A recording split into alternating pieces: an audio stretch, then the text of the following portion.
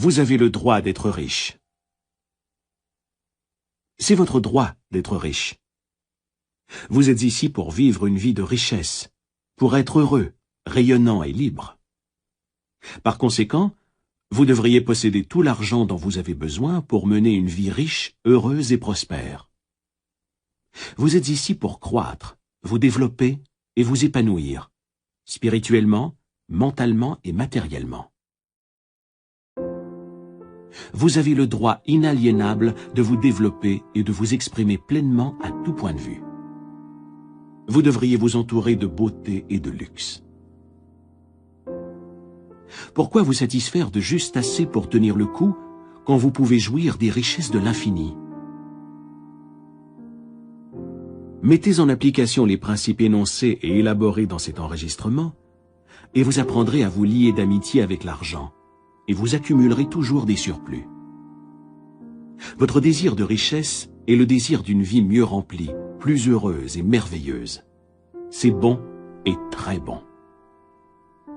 Commencez à voir l'argent pour ce qu'il est réellement, un symbole d'échange.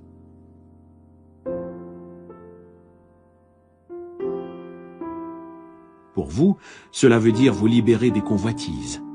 Cela signifie beauté, luxe, abondance et raffinement.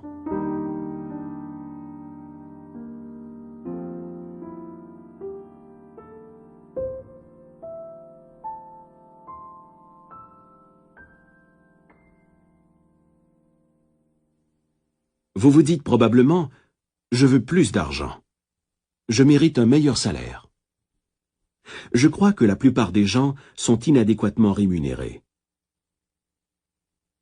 Une des raisons qui font que les gens n'ont pas plus d'argent, c'est qu'ils le condamnent, en silence ou ouvertement.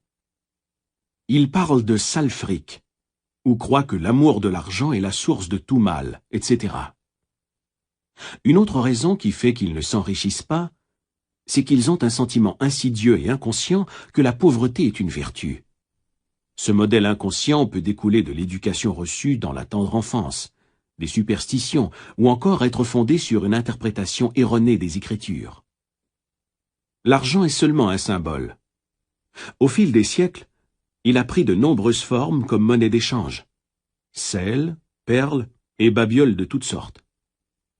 Autrefois, la richesse d'un homme dépendait du nombre de moutons ou de bœufs qu'il possédait. Il est beaucoup plus simple pour payer vos factures d'écrire un chèque que d'emporter un mouton. Dieu ne veut pas que vous viviez dans un taudis ou que vous mouriez de faim.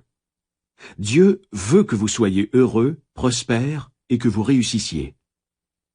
Dieu réussit toujours tout ce qu'il entreprend, qu'il fabrique une étoile ou un univers. Vous avez peut-être envie de faire un voyage autour du monde, d'étudier les arts dans un pays étranger, d'aller à l'université ou d'envoyer vos enfants dans une école supérieure. Vous souhaitez certainement les voir grandir dans un quartier charmant afin qu'ils puissent apprendre à apprécier la beauté, l'ordre, la symétrie et les proportions. Vous êtes nés pour réussir, pour gagner, pour vaincre toutes les difficultés et pour développer tous vos talents à leur plein potentiel.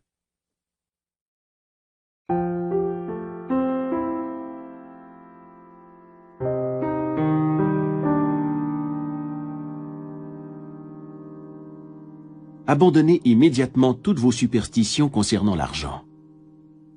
Ne considérez jamais l'argent comme étant mal ou obscène. Si vous le faites, vous lui permettez de déployer ses ailes et de s'éloigner de vous. Rappelez-vous que vous perdez ce que vous condamnez. Supposez par exemple que vous avez trouvé de l'or, de l'argent, du plomb, du cuivre ou du fer dans le sol. Diriez-vous que ces choses sont mal? Dieu a déclaré que toute chose est bonne. Le mal provient de la compréhension noircie de l'homme, de son esprit non éclairé, de son interprétation erronée de la vie et du mauvais usage qu'il fait du pouvoir divin. L'uranium, le plomb ou un autre métal auraient pu servir de monnaie d'échange. Nous utilisons des billets de banque, des chèques, etc. Notre argent en papier n'est certainement pas mauvais, pas plus que nos chèques. Les physiciens et les scientifiques savent aujourd'hui que la seule différence entre un métal et un autre est leur nombre d'électrons et la vitesse de leur révolution autour du noyau central.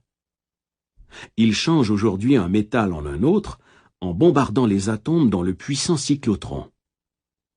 Sous certaines conditions, l'or se change en mercure. Je ne peux imaginer voir quoi que ce soit de mal dans les électrons, les neutrons, les protons et les isotopes. Le bout de papier dans votre poche se compose d'électrons et de protons arrangés différemment. Leur nombre et la vitesse de leur évolution diffèrent. C'est la seule différence entre le papier et la pièce d'argent dans votre poche. Certains diront « Ah, les gens tuent pour de l'argent, ils volent pour de l'argent. » On a associé l'argent à d'innombrables crimes, mais cela n'en fait pas quelque chose de mauvais. Un homme peut donner de l'argent à un autre pour qu'il tue quelqu'un. Il a fait un mauvais usage de l'argent en s'en servant dans un but destructif. Même chose si vous apportiez un peu de terre de votre jardin et que vous la mettiez dans votre tasse de café pour le petit déjeuner. Ce serait votre mal. Pourtant, la terre n'est pas mauvaise. Pas plus que le café. Simplement que la terre est mal placée. Elle va dans le jardin. Nous savons que les forces ou les éléments de la nature ne sont pas mauvais. Ils nous font du bien ou du mal selon l'usage que nous en faisons. Un jour, un homme m'a dit « Je suis cassé. Je n'aime pas l'argent. C'est la source de tous les maux. » Aimer l'argent, à l'exclusion de tout le reste, vous conduira à devenir déséquilibré. Vous êtes ici pour utiliser intelligemment votre pouvoir ou votre autorité. Certaines personnes ont soif de pouvoir, d'autres ont soif d'argent. Si vous mettez tout votre cœur dans l'argent et que vous dites « c'est tout ce que je désire, je vais mettre toute mon énergie à accumuler de l'argent, c'est tout ce qui m'importe », vous pourriez gagner de l'argent et amasser une fortune. Mais vous avez oublié que vous êtes ici pour mener une vie équilibrée. L'homme ne vivra pas que de pain. Par exemple, si vous avez joint une secte ou un groupe religieux et que vous devenez fanatique, en oubliant vos amis, la société et vos activités sociales, vous serez déséquilibré, inhibé et frustré. La nature recherche l'équilibre.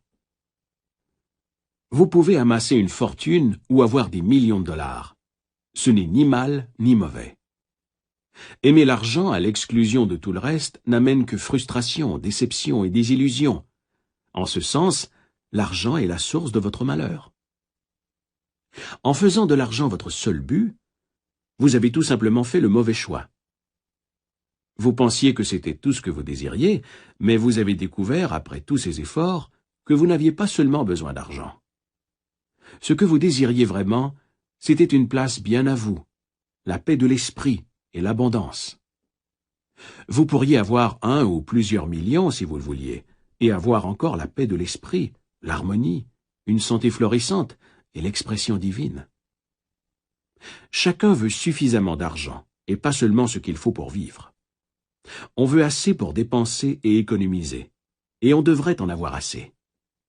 Les envies, les désirs, les élans que nous avons envers la nourriture, les vêtements, les maisons, de meilleurs moyens de transport, d'expression, de procréation et d'abondance, sont tous des cadeaux de Dieu, du divin, et bons. Mais nous pourrions mal diriger ces envies, ces désirs et ces élans, ce qui entraînerait dans nos vies des expériences mauvaises ou négatives.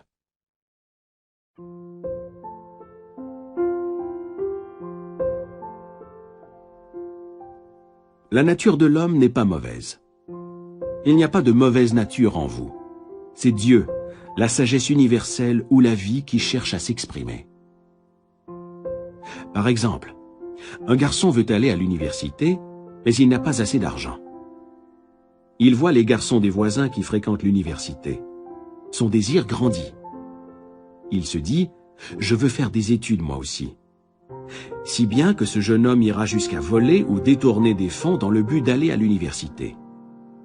À la base, son désir de faire des études avancées était bon, mais il a mal dirigé ce désir ou cette envie en violant les lois de la société, la loi de l'harmonie universelle ou la règle d'or. Par conséquent, il se retrouve en prison. Cependant, si cet homme avait connu les lois de l'esprit et son absolue capacité d'utiliser la puissance spirituelle pour aller à l'université, il serait libre et non en prison. Qui l'a précipité en prison? Le policier qui l'a écroué n'était qu'un instrument des lois humaines qui l'a violé. Il s'était d'abord emprisonné lui-même dans sa tête en volant et en blessant les autres. Puis, il y a eu la peur et la culpabilité. C'est la prison de l'esprit, suivie par les murs de la prison faits de briques et de pierres. L'argent symbolise l'opulence, la beauté, le raffinement et l'abondance divine, et il doit être utilisé intelligemment, judicieusement et de façon constructive pour bénir l'humanité d'innombrables manières. C'est seulement un symbole de la santé économique d'une nation. Lorsque votre sang circule librement, vous êtes en santé. Lorsque l'argent circule librement dans votre vie, vous êtes économiquement en santé. Lorsque les gens commencent à accumuler de l'argent pour le conserver dans des boîtes en fer blanc et que la peur les envahit, ils sont économiquement malades. Le krach boursier de 1929 a été le résultat d'une panique psychologique. Partout, la peur s'était emparée de l'esprit des gens. C'était une sorte d'envoûtement négatif et hypnotique. Vous vivez dans un monde subjectif et objectif.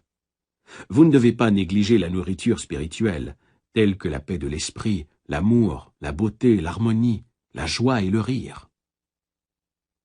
La connaissance du pouvoir spirituel est le chemin vers la voie royale qu'empruntent les riches de toutes sortes, que votre désir soit spirituel, mental ou matériel. Celui qui étudie les lois de l'esprit ou celui qui étudie les principes spirituels croit et sait absolument que peu importe la situation économique, les fluctuations de la bourse, la dépression, les grèves, la guerre ou toute autre situation et circonstance, il y aura toujours suffisamment d'argent, quelle que soit la forme qu'il prendra. La raison en est qu'il maintient sa conscience de la richesse. Cet étudiant s'est persuadé lui-même que la richesse circule à jamais dans sa vie et qu'il y aura toujours un surplus divin.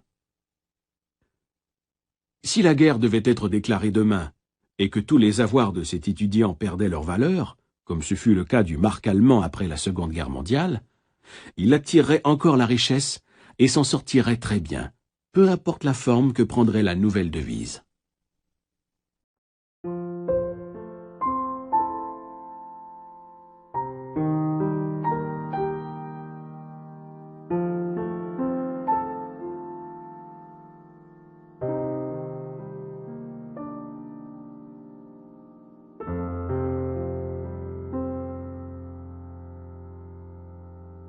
La richesse est un état de conscience.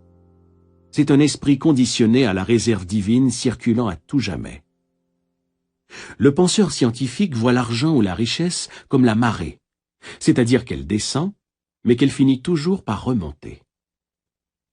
La marée ne connaît pas de raté, pas plus que les réserves de l'homme, lorsqu'il compte sur une présence immortelle, inépuisable et immuable, qui est omniprésente et qui circule librement. Ainsi, l'homme qui connaît les rouages de l'inconscient ne s'inquiète jamais de la situation économique, des paniques de la bourse, de l'inflation ou de la dévaluation des devises, puisqu'il reste dans la conscience de l'approvisionnement éternel de Dieu. Un tel homme profite toujours de la générosité et de l'attention d'une présence toute puissante. Voyez les oiseaux du ciel. Ils ne sèment ni ne moissonnent, ni ne recueillent en des greniers. Et votre Père céleste les nourrit. Ne valez-vous pas plus qu'eux? En communiant sciemment avec la présence divine, déclarant et sachant qu'elle vous conduit et vous guide dans toutes vos entreprises, qu'elle est un phare à vos pieds, une lumière sur votre route, vous serez divinement prospère et soutenu au-delà de vos rêves les plus fous. Voici une façon simple pour vous d'impressionner votre inconscient avec l'idée d'une réserve constante de richesse. Ralentissez votre esprit. Détendez-vous. Lâchez prise. Mobilisez l'attention. Plongez-vous dans un état d'assoupissement, de méditation. Vous ferez ainsi un minimum d'efforts. Ensuite, calmement, d'une manière détendue et passive, réfléchissez aux vérités toutes simples que voici. Demandez-vous d'où viennent les idées. D'où vient la richesse? D'où venez-vous? d'où viennent votre cerveau et votre esprit. Cela vous ramènera à l'unique source.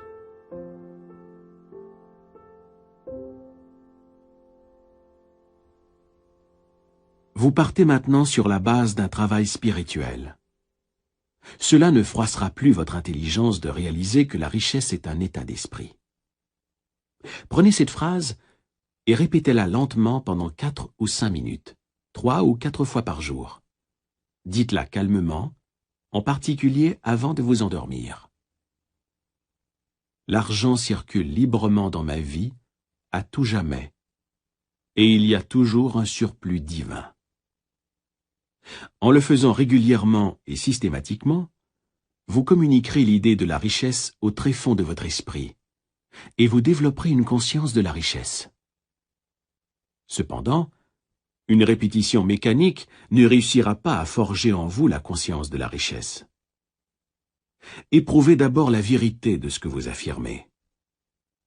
Vous savez ce que vous êtes en train de faire et pourquoi vous le faites. Vous savez que votre moi profond est réceptif à ce que vous acceptez sciemment comme vrai. Au début, les gens qui vivent des difficultés financières n'arrivent à rien avec des affirmations telles que « je suis riche, je suis prospère, je réussis bien ». Au contraire, de telles affirmations peuvent faire en sorte que leur situation se détériore. La raison en est que l'inconscient n'accepte que ce qui domine de 2 idées, ou encore l'impression ou le sentiment prédominant. Lorsqu'ils disent « je suis prospère », leur sentiment de manque grandit, et quelque chose au fond d'eux réplique « non, tu n'es pas prospère, tu n'as pas le sou ». Le sentiment de manque domine, de sorte que chaque affirmation ravive l'idée de manque, et ils sont encore plus en manque. Les débutants peuvent surmonter ce problème avec une affirmation qui ralliera le conscient et l'inconscient. Ainsi, il n'y aura pas de contradiction. Notre inconscient accepte nos croyances, nos sentiments, nos convictions, et ce que nous acceptons sciemment comme la vérité. Par exemple, si un vendeur n'a que 10 sous dans sa poche, il lui sera facile d'accepter l'idée qu'il pourrait en avoir davantage demain. S'il vend une paire de chaussures le lendemain, rien en son fort intérieur ne lui dit que ses ventes ne pourront pas augmenter. Il pourrait utiliser des affirmations comme « mes ventes augmentent chaque jour »,« je persévère et je vais de l'avant ». Il constaterait alors que ces phrases sont psychologiquement sensées et acceptables dans son esprit, et elles produiraient le résultat escompté. Les élèves spirituellement avancés, qui disent calmement, sciemment et avec conviction « je suis prospère », je réussis bien, je suis riche, obtiennent eux aussi de merveilleux résultats. Pourquoi est-ce le cas? Lorsqu'ils pensent, sentent et disent « je suis prospère », ils veulent dire que Dieu est abondance et richesse infinie, et ce qui est vrai de Dieu l'est aussi d'eux-mêmes. Lorsqu'ils disent « je suis riche », ils savent que Dieu est une réserve sans fin, un trésor inépuisable, et que ce qui est vrai de Dieu est conséquemment vrai d'eux-mêmes, puisque Dieu est en eux. De nombreuses personnes obtiennent des résultats extraordinaires en s'appuyant sur 3 notions abstraites telles que la santé, la richesse et la réussite. La santé est une réalité divine ou une qualité de Dieu. La richesse vient de Dieu. Elle est éternelle et infinie. La réussite vient de Dieu. Dieu réussit toujours ce qu'il entreprend. Ces personnes produisent alors des résultats remarquables en se tenant devant le miroir et en répétant pendant 5 ou 10 minutes « santé, richesse, réussite ». Elles ne disent pas « je suis en santé » ou « je réussis bien ». Elles ne créent donc pas d'opposition dans leur esprit. Elles sont calmes et détendues, de sorte que l'esprit est réceptif et passif. Ensuite, elles répètent ces mots. Il s'ensuit des résultats étonnants. Elles ne font que s'identifier à des vérités éternelles, immuables et intemporelles. Vous pouvez développer votre conscience de la richesse. Mettez en application les principes énoncés et élaborés dans cet enregistrement, et votre désert mental se réjouira et s'épanouira telle une rose. En Australie, il y a quelques années, j'ai travaillé avec un jeune homme qui voulait devenir médecin et chirurgien. Mais il était sans le sou. Il n'avait même pas son diplôme du secondaire. Pour payer ses dépenses personnelles, il faisait le ménage dans des bureaux de médecins, lavait les vitres et faisait toutes sortes de petits boulots. Il m'a raconté que chaque soir avant de s'endormir, il voyait un diplôme avec son nom écrit en grosses lettres sur le mur. Il lavait et faisait briller les diplômes dans le centre hospitalier où il travaillait. C'était facile pour lui de graver des diplômes dans sa tête et de visualiser le sien par la suite. J'ignore combien de temps il a continué sa visualisation, mais cela a sans doute duré des mois, et sa persévérance a porté fruit. Un médecin s'est pris d'amitié pour ce jeune homme et, après l'avoir formé à l'art de la stérilisation des instruments médicaux, à l'administration d'injections hypodermiques et à d'autres techniques de premiers soins, il l'a pris comme assistant médical. Ensuite, ce médecin l'a envoyé au collège, puis à l'université, à ses frais. Aujourd'hui, cet homme est devenu un éminent médecin à Montréal, au Canada. Il avait un rêve, une image claire dans sa tête. Sa richesse était dans sa tête. La richesse est votre idée, votre désir, votre talent, votre besoin de servir, votre capacité de donner à l'humanité, votre habileté à être utile à la société, et votre amour de l'humanité en général. Ce jeune homme a fait inconsciemment appel à une grande loi. L'auteur Thomas Troward a un jour écrit « Ayant vu la fin, vous avez désiré les moyens d'accomplir cette fin. » Cette fin, dans le cas de ce jeune homme, était de devenir médecin. Imaginer, voir et sentir la réalité d'être un médecin maintenant, vivre avec cette idée, la soutenir et la nourrir, et l'aimer jusqu'à ce que, grâce à son imagination, elle pénètre les couches de son inconscient, devienne une conviction, et pave le chemin de l'accomplissement de ses rêves. Il aurait pu dire « Je n'ai pas fait d'études. Je ne connais pas les bonnes personnes. Je suis trop vieux maintenant pour retourner aux études. Je n'ai pas d'argent. Cela me prendrait des années, et je ne suis pas intelligent. » Il aurait été vaincu avant de commencer. Sa richesse était dans l'usage qu'il a fait de la puissance spirituelle qui est en lui et qui a réagi à sa pensée.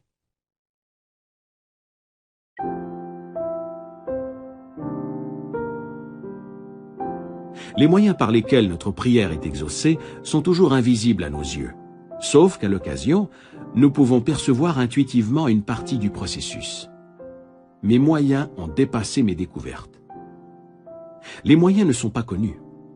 La seule chose que la personne ait à faire est d'imaginer et d'accepter la fin dans sa tête et de laisser sa réalisation à la sagesse subjective qui est en elle. On pose très souvent la question « Que devrais-je faire après avoir médité sur la fin et avoir accepté mon désir en toute conscience ?» La réponse est simple.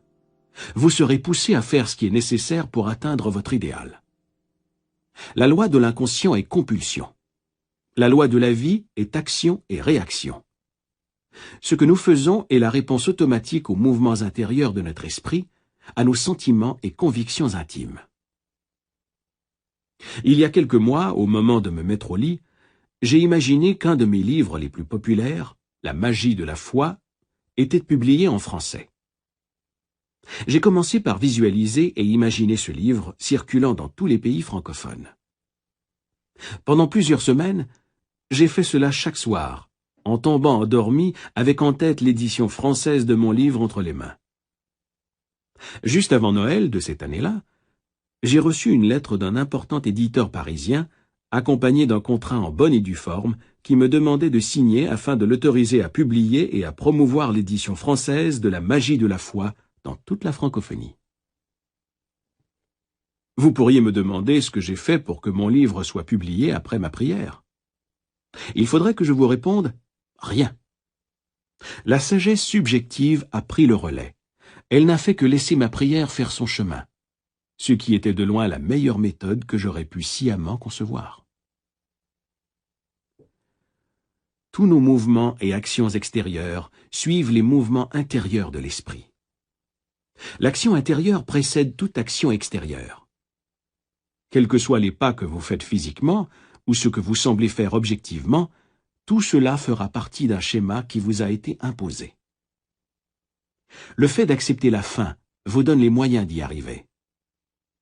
Croyez que vous l'avez dès maintenant et vous l'obtiendrez.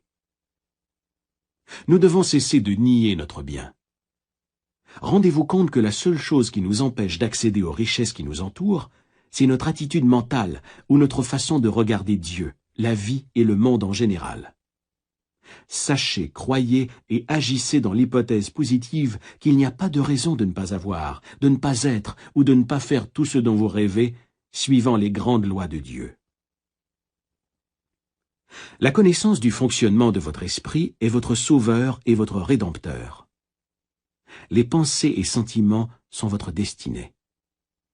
Vous possédez toutes choses par droit de conscience. La conscience de la santé produit la santé. La conscience de la richesse produit la richesse. Le monde semble nier ou s'opposer à ce pourquoi vous priez. Parfois, vos sens se moquent et rient de vous. Si vous dites à un ami que vous démarrez une nouvelle entreprise, il pourrait vous énumérer toutes les raisons qui vous condamnent à l'échec. Si vous êtes sensible à ces prédictions hypnotiques, il pourrait introduire la peur de l'échec dans votre esprit.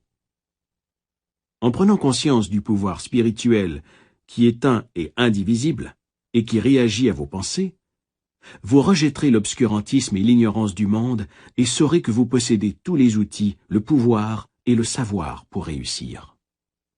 Pour emprunter la voie royale de la richesse, vous ne devez pas semer d'obstacles ou d'embûches sur la route des autres. Pas plus que vous ne devriez être jaloux ou envieux d'autrui. En fait, lorsque vous entretenez ces états d'esprit négatifs, vous vous blessez, vous vous faites du mal, parce que vous le pensez et le ressentez.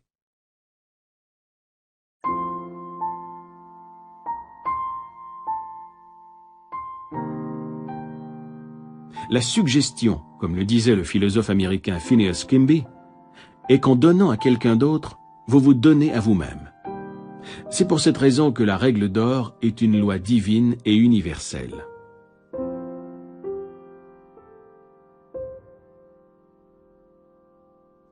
Faites-vous toujours un point d'honneur de bénir les autres et de vous réjouir de leur prospérité et de leur réussite.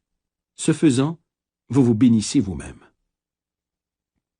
Si vous entrez dans une banque et que vous voyez votre concurrent d'en face déposer 20 fois plus que vous, ou si vous le voyez déposer une somme colossale, réjouissez-vous et soyez content de voir l'abondance de Dieu retomber sur un de ses enfants. Ainsi, vous bénissez et exaltez l'objet de vos prières. Ce que vous bénissez, vous le multipliez. Ce que vous condamnez, vous le perdez. Si vous travaillez pour une entreprise importante et qu'en silence, vous pensez être sous-payé, pas assez reconnu, si vous pensez mériter plus d'argent et plus de reconnaissance et que vous en éprouvez du ressentiment, vous resserrez inconsciemment les liens qui vous lient à cette organisation. Et un jour, votre chef ou votre directeur vous dit « Nous devons vous licencier ». Vous vous êtes congédié vous-même. Le directeur n'était que l'instrument qui est venu confirmer votre propre état mental négatif.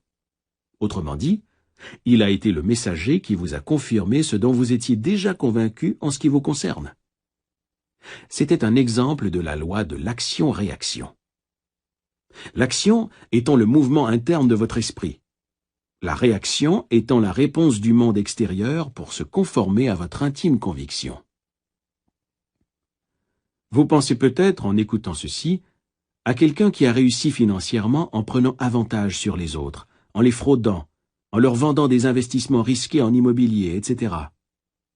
La réponse à cela est pourtant évidente, car celui qui vole, triche ou fraude quelqu'un en fait autant pour lui-même. En réalité, dans ce cas-ci, on se fait du tort à soi-même, car si au départ on est en état de manque, on attirera forcément une perte. La perte peut prendre plusieurs formes. Vous pourriez perdre la santé, votre prestige, la paix de l'esprit, votre statut social, ou quelqu'un pourrait tomber malade à la maison ou dans votre entreprise. Ce ne sera pas nécessairement une perte monétaire. Il ne faut pas avoir une courte vue et s'imaginer que la perte sera uniquement pécuniaire. N'est-ce pas une merveilleuse sensation que de mettre votre tête sur l'oreiller le soir, de sentir que vous êtes en paix avec le monde entier et que votre cœur déborde de bonne volonté envers tous? Il y a des gens qui ont accumulé l'argent de la mauvaise manière, en écrasant les autres, en les escroquant, en les trompant ou en leur cherchant querelle. Quel en est le prix? Ce peut être la maladie mentale et physique, un complexe de culpabilité, de l'insomnie ou des peurs cachées. Comme un homme m'a dit un jour, « Oui, je me suis fichu des autres. J'ai obtenu ce que je voulais, mais j'en ai récolté un cancer. » Il s'était rendu compte qu'il s'était enrichi de la mauvaise manière. On peut être riche et prospère sans blesser personne. Nombreux sont ceux qui se volent continuellement eux-mêmes. La paix de l'esprit, la santé, la joie, l'inspiration, le bonheur et les rires de Dieu. Ils peuvent objecter n'avoir jamais volé, mais est-ce bien vrai? Chaque fois que nous en voulons à quelqu'un ou que nous envions la richesse ou le succès d'autrui, nous nous volons nous-mêmes. Voilà les vrais voleurs, les marchands que Jésus a chassés du temple. De même, vous devez les chasser sur un ton incisif et décisif. Ne leur permettez pas de vivre dans votre esprit. Brûlez-les avec le feu des pensées et des sentiments justes et bons. Je me rappelle, au premier jour de la Seconde Guerre, avoir lu un article sur une femme à Brooklyn, New York, qui avait fait le tour des magasins pour y acheter tout le café qu'elle pouvait. Elle savait que le café serait rationné et craignait terriblement d'en manquer. Elle en a acheté autant qu'elle a pu, puis elle l'a entreposé dans sa cave. Ce soir-là, elle est allée à la messe. En rentrant chez elle, elle a vu que des voyous avaient fracassé la porte d'entrée et lui avaient volé non seulement le café, mais son argenterie, son argent, ses bijoux et d'autres objets. Cette bonne dame a déclaré ce que tout le monde aurait dit. « Pourquoi cela m'est-il arrivé à moi pendant que j'étais à l'église? Je n'ai jamais rien volé à personne. » Est-ce vrai? N'était-elle pas dans la conscience du manque et de la peur lorsqu'elle a commencé à accumuler des réserves de café? Son état d'esprit et sa peur du manque ont suffi à lui attirer la perte de ses biens et possessions. Elle n'a pas eu besoin de mettre la main dans la caisse enregistreuse ou de dévaliser une banque. Sa peur du manque a produit le manque. C'est ce qui explique que de nombreux individus, qui sont ce que la société appelle de bons citoyens, essuient des pertes. Ils sont bons aux yeux du monde, c'est-à-dire qu'ils paient leurs impôts, obéissent aux lois, votent régulièrement et donnent généreusement aux œuvres de charité. Cependant, ils en veulent aux autres pour leur possession, leur richesse ou leur position sociale. Si le fait de dérober de l'argent lorsque personne ne les observe peut les rendre heureux, une telle attitude est définitivement et positivement un état de manque, et cela peut faire en sorte que celui qui cède à un tel état mental attire les charlatans ou les arnaqueurs qui peuvent les escroquer ou les tromper lors de transactions d'affaires. Avant d'être victimes des voleurs extérieurs, nous nous sommes volés nous-mêmes.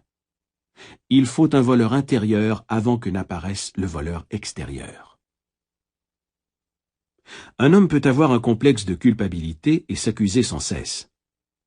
J'ai connu un tel homme, caissier dans une banque. Il était très honnête. Il n'avait jamais volé un sou, mais il avait une liaison illicite. Il entretenait une autre femme et reniait sa famille. Il vivait dans la peur d'être découvert et en éprouvait une profonde culpabilité. La peur suit la culpabilité. Un jour, un des officiels de la banque l'a accusé d'avoir détourné des fonds. Cela semblait sérieux, car les preuves contre lui étaient circonstancielles. Pris de panique, il s'est rendu compte que s'il avait été injustement accusé, c'était pour la seule et unique raison qu'il s'était lui-même accusé et condamné. Il a vu comment fonctionne l'esprit. Dans la mesure où il s'accusait sans cesse sur le plan intime, il avait été accusé dans le monde extérieur. Immédiatement après le choc de ces accusations erronées, il a mis fin à sa relation extra-conjugale et a commencé à prier pour l'harmonie divine et le rétablissement du lien de confiance entre lui et l'officiel de la banque. Il s'est mis à déclarer Rien de ce que l'on cache ne restera caché. La paix de Dieu règne en suprématie sur les esprits et les cœurs de toutes les personnes concernées. La vérité s'est fait jour. Toute l'affaire s'est évanouie à la lumière de la vérité, car un autre jeune homme s'est révélé être le coupable. Le commis de banque savait que seule la prière lui avait permis d'éviter une sentence d'emprisonnement. La grande loi est « Pensez aux autres comme vous aimeriez qu'ils pensent à vous.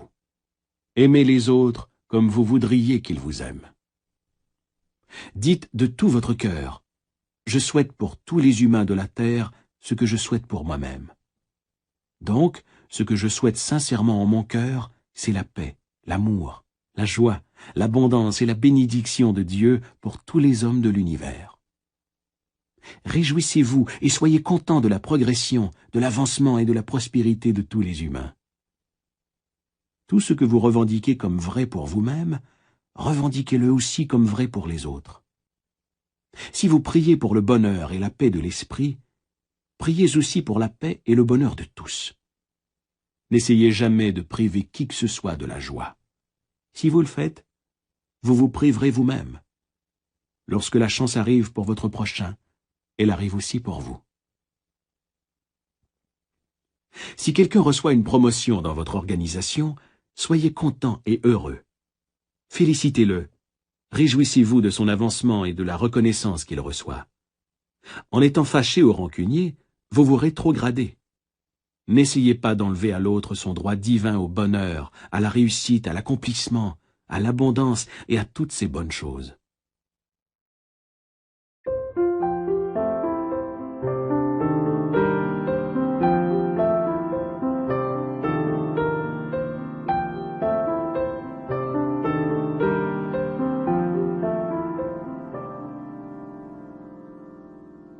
Jésus a dit « Amassez-vous des trésors dans le ciel, là, point de mythe ni de verre qui consume, point de voleur qui perfore et cambriole.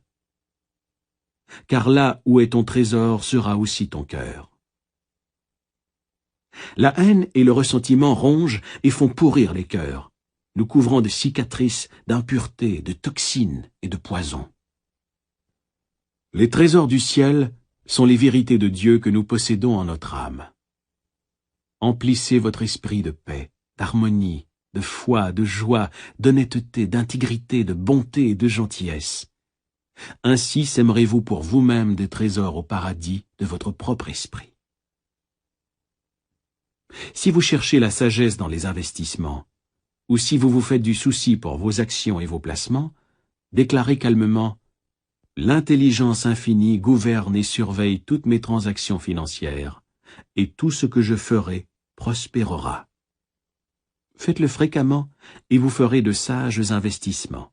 Mieux, vous serez protégé contre la perte, car vous serez incité à vendre vos valeurs avant d'essuyer des pertes. Utilisez cette prière chaque jour en pensant à votre maison, à vos affaires et à vos biens. La présence supérieure qui guide les planètes dans leur course et fait briller le soleil, préserve tous mes biens, ma demeure, mes affaires et tout ce qui m'appartient. Dieu est ma forteresse et ma voûte. Toutes mes possessions sont protégées par Dieu. C'est merveilleux. En vous rappelant chaque jour cette grande vérité et en observant les lois de l'amour, vous serez toujours guidé, protégé et enrichi à tout point de vue.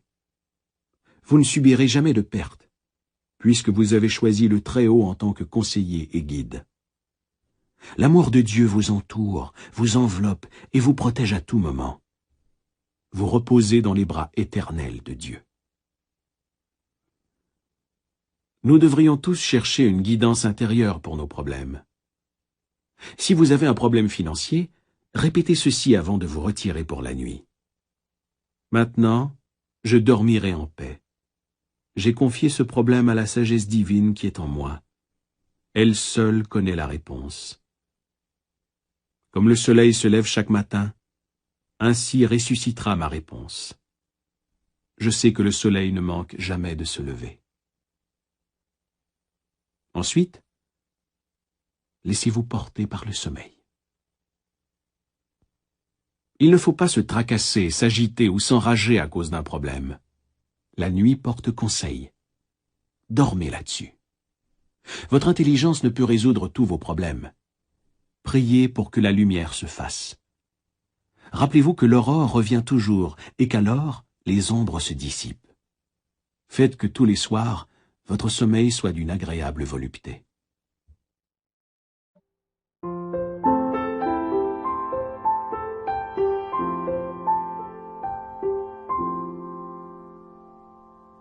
Vous n'êtes pas victime des circonstances, mais vous croyez l'être. Vous pouvez vous lever et surmonter toutes les situations difficiles. Vous ferez différentes expériences en vous tenant sur le rocher de la vérité spirituelle, immobile et confiant en vos objectifs et désirs les plus profonds. Dans les grands magasins, la direction emploie des surveillants de rayon pour prévenir le vol. Chaque jour, ils prennent sur le fait un certain nombre d'individus qui essaient d'obtenir quelque chose sans payer. Toutes ces personnes vivent dans la conscience du manque et de la limitation. Elles se volent elles-mêmes, attirant du même coup toutes sortes de pertes. Ces personnes n'ont pas foi en Dieu et ne comprennent pas comment fonctionne leur esprit. Si elles priaient pour obtenir une vraie place pour l'expression et les largesses divines, elles trouveraient du travail. Ensuite, avec honnêteté, intégrité et persévérance, elles deviendraient un atout pour elles-mêmes et toute la société. Jésus a dit « Car vous aurez toujours des pauvres avec vous.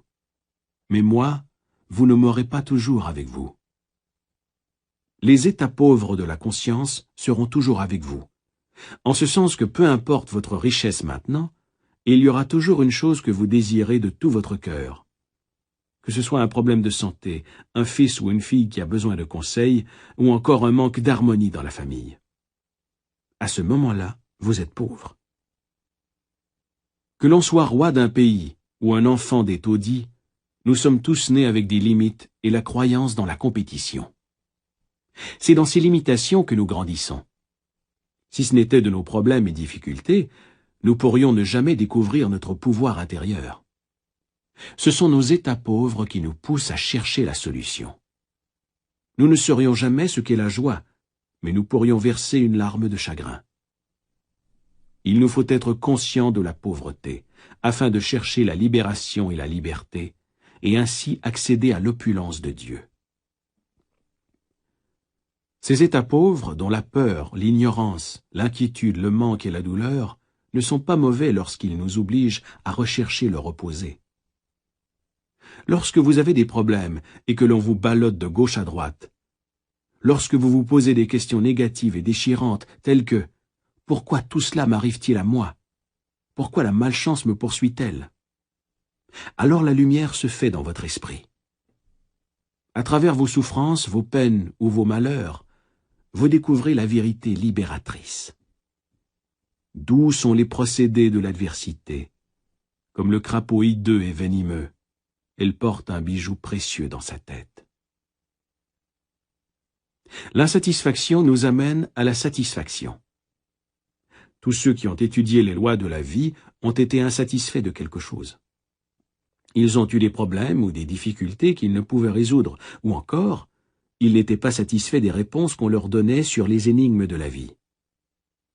Ils ont trouvé leur réponse dans la présence de Dieu en eux-mêmes, la perle sans prix, le bijou précieux.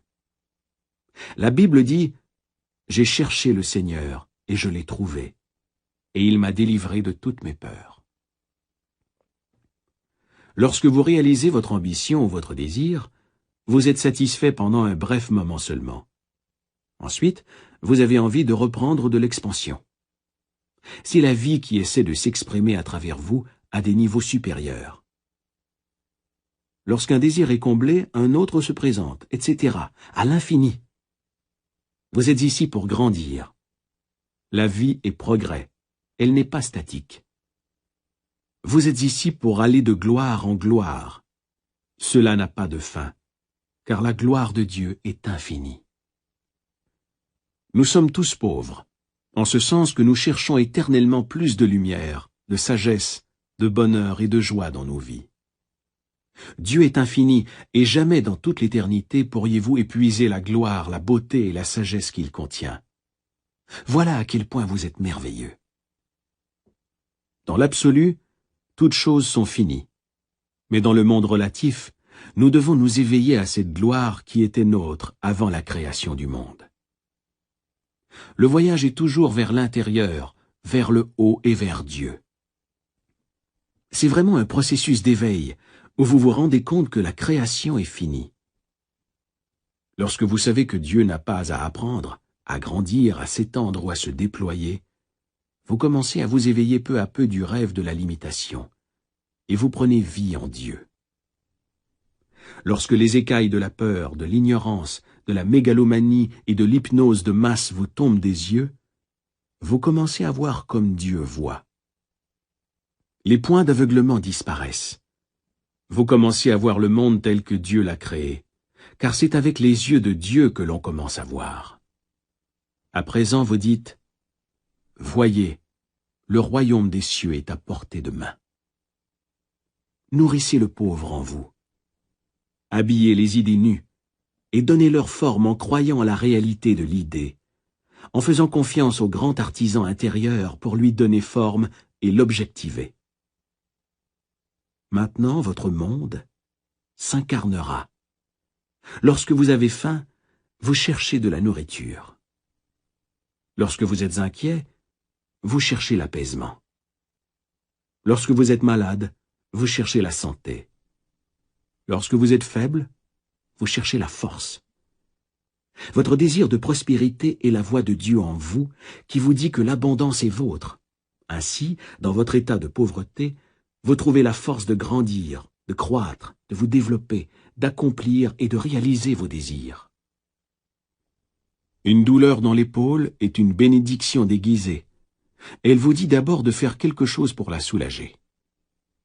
S'il n'y avait ni douleur, ni indication que quelque chose cloche, vous risqueriez de perdre votre bras.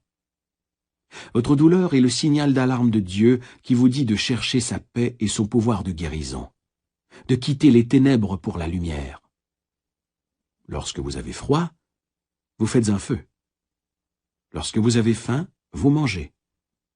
Lorsque vous êtes en manque, entrez dans l'atmosphère de l'opulence et de l'abondance. Imaginez le dénouement et réjouissez-vous. Ayant imaginé la fin et senti qu'elle était vraie, vous avez pris les moyens de réaliser cette fin.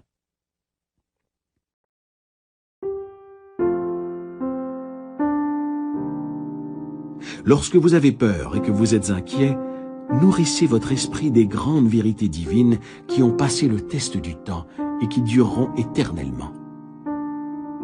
Vous pouvez trouver le réconfort en méditant sur les grands psaumes. Par exemple, « Le Seigneur est mon berger, rien ne saurait me manquer. Dieu est mon refuge, mon sauveur, de qui aurais-je peur? Dieu est une aide toujours présente en période de bouleversement. Mon Dieu, en lui je mets toute ma confiance. Il me couvrira de ses plumes, et sous ses ailes je reposerai. Un seul homme avec Dieu est une majorité. Si Dieu est avec moi, qui sera contre moi? Tout ce que je fais par le Christ me renforce. Laissez les vibrations de guérison de ces vérités pénétrer votre esprit et votre cœur. Grâce à ce processus de méditation, vous expulserez de votre esprit tous vos doutes, vos inquiétudes et vos peurs. Retenez une autre grande vérité spirituelle. Un cœur joyeux donne une mine joyeuse. Un cœur joyeux est un banquet sans fin. Un cœur joyeux agit comme un remède. Un esprit brisé assèche les eaux. Je t'invite donc à te rappeler que tu nourris le don de Dieu en toi. Commencez maintenant à nourrir le don de Dieu en rejetant complètement l'évidence des sens, la tyrannie et le despotisme de la mégalomanie, et en accordant une complète reconnaissance au pouvoir spirituel en vous comme étant la seule cause, le seul pouvoir et l'unique présence. Sachez qu'il s'agit d'un pouvoir réceptif et bénéfique. Attirez-le auprès de vous, et il ne sera pas attiré loin de vous. Adressez-vous à lui avec dévotion, assurance, confiance et amour. Il vous répondra par l'amour, la paix, la guidance et la prospérité. Il sera votre consolateur, votre guide, votre conseiller et votre Père céleste. Vous direz alors, « Dieu est amour. Je l'ai trouvé, et il m'a vraiment délivré de toutes mes peurs. » Mieux, vous vous retrouverez dans de verts pâturages, où vous, l'abondance et toutes les richesses de Dieu circuleront librement à travers vous. Dites-vous librement et joyeusement durant la journée, « Je marche dans la conscience de la présence de Dieu tout au long du jour. Sa plénitude circule en moi à tout moment, remplissant tous les vaisseaux vides dans ma vie. » Lorsque vous êtes envahi par le sentiment d'être ce que vous désirez être, votre prière est exaucée. Tous les vaisseaux sont-ils comblés dans votre vie? Cherchez sous santé, richesse, amour et expression. Êtes-vous pleinement satisfait à tous les niveaux? Manque-t-il quelque chose dans un de ces 4 domaines? Tout ce que vous cherchez, peu importe quoi, fait partie de l'une de ces classifications. Si vous dites « Je veux seulement la vérité ou la sagesse », vous exprimez le désir de tous les hommes partout sur la terre. C'est tout ce que chacun veut, même si il ou elle l'exprime différemment. La vérité ou la sagesse est le plus grand désir de tous les hommes. Il apparaît sous la classification expression. Et vous voulez exprimer Dieu de plus en plus, ici et maintenant. À travers vos manques, vos limitations et vos problèmes, vous grandissez dans la lumière de Dieu et vous vous découvrez vous-même. Il n'existe aucun autre moyen de vous découvrir vous-même. Si vous n'aviez pas de façon d'utiliser vos pouvoirs, jamais vous ne pourriez vous découvrir, pas plus que vous ne pourriez en déduire une loi vous gouvernant. Si vous étiez contraint à être bon ou contraint à aimer, ce ne serait pas de l'amour. Vous ne seriez qu'un automate. Vous êtes libre d'aimer, parce que vous pouvez donner l'amour ou le conserver. Si vous étiez contraint d'aimer, il n'y aurait pas d'amour.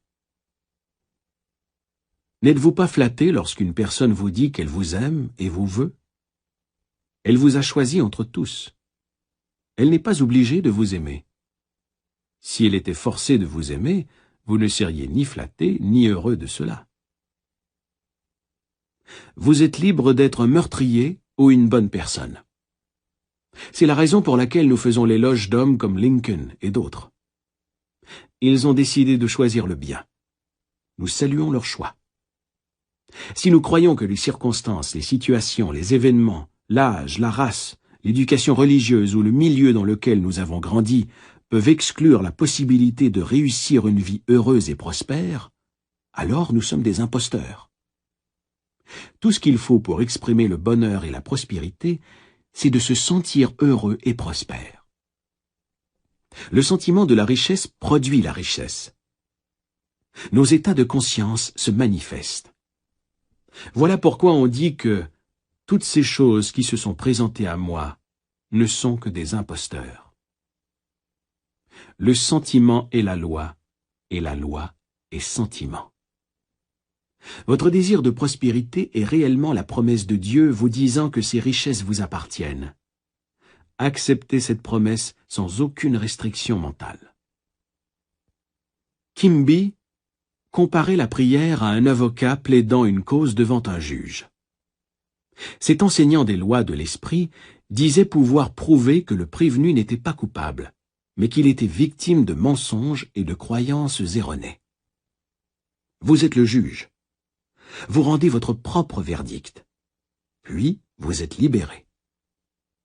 Toutes les pensées négatives concernant le manque, la pauvreté et l'échec sont erronées. Ce ne sont que mensonges sans aucune preuve à l'appui. Vous savez qu'il n'y a qu'une puissance spirituelle, qu'une cause primale, et par conséquent, vous cessez de donner du pouvoir aux situations, aux circonstances et aux opinions des hommes. Donnez tout le pouvoir au pouvoir spirituel qui est en vous, sachant qu'il répondra à votre idée d'abondance et de prospérité. La reconnaissance de la suprématie de l'esprit intérieur et le pouvoir de votre propre pensée ou image mentale sont la voie de l'opulence, de la liberté et de réserve inépuisables. Acceptez une vie d'abondance dans votre esprit. Votre acceptation mentale et vos espoirs de richesse ont leurs mathématiques propres et leur propre mécanisme pour s'exprimer. En entrant dans une ère d'opulence, toutes les choses indispensables à une vie riche finiront par passer. Vous êtes maintenant le juge arrêtant une décision dans la salle du tribunal de votre esprit. Comme Quimby, vous avez apporté une preuve indiscutable, montrant comment les lois de votre esprit fonctionnent, et vous êtes désormais délivré de la peur. Vous avez exécuté toutes les peurs et superstitions dans votre esprit. Vous les avez décapitées. La peur est le signal pour entrer en action. Elle n'est pas vraiment mauvaise. Elle vous dit d'aller vers son contraire, qui est la foi en Dieu et en toutes les valeurs positives. Faites de ce qui suit votre prière quotidienne. Inscrivez-la dans votre cœur. Dieu est la source de mes réserves. Ces réserves sont désormais mes réserves. Ces richesses coule librement, copieusement et généreusement jusqu'à moi. Je suis à jamais conscient de ma vraie valeur. J'offre mes talents en toute liberté et je suis merveilleusement et divinement récompensé. Merci, Père.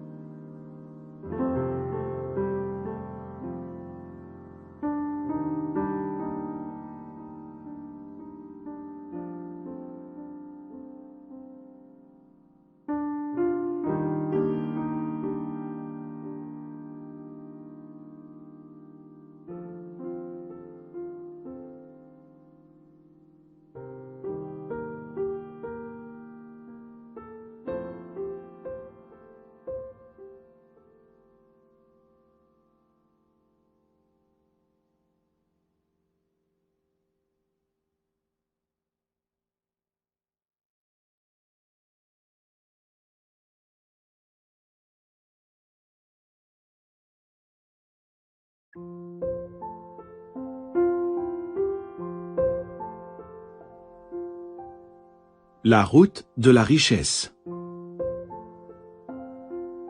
La richesse vient de l'esprit.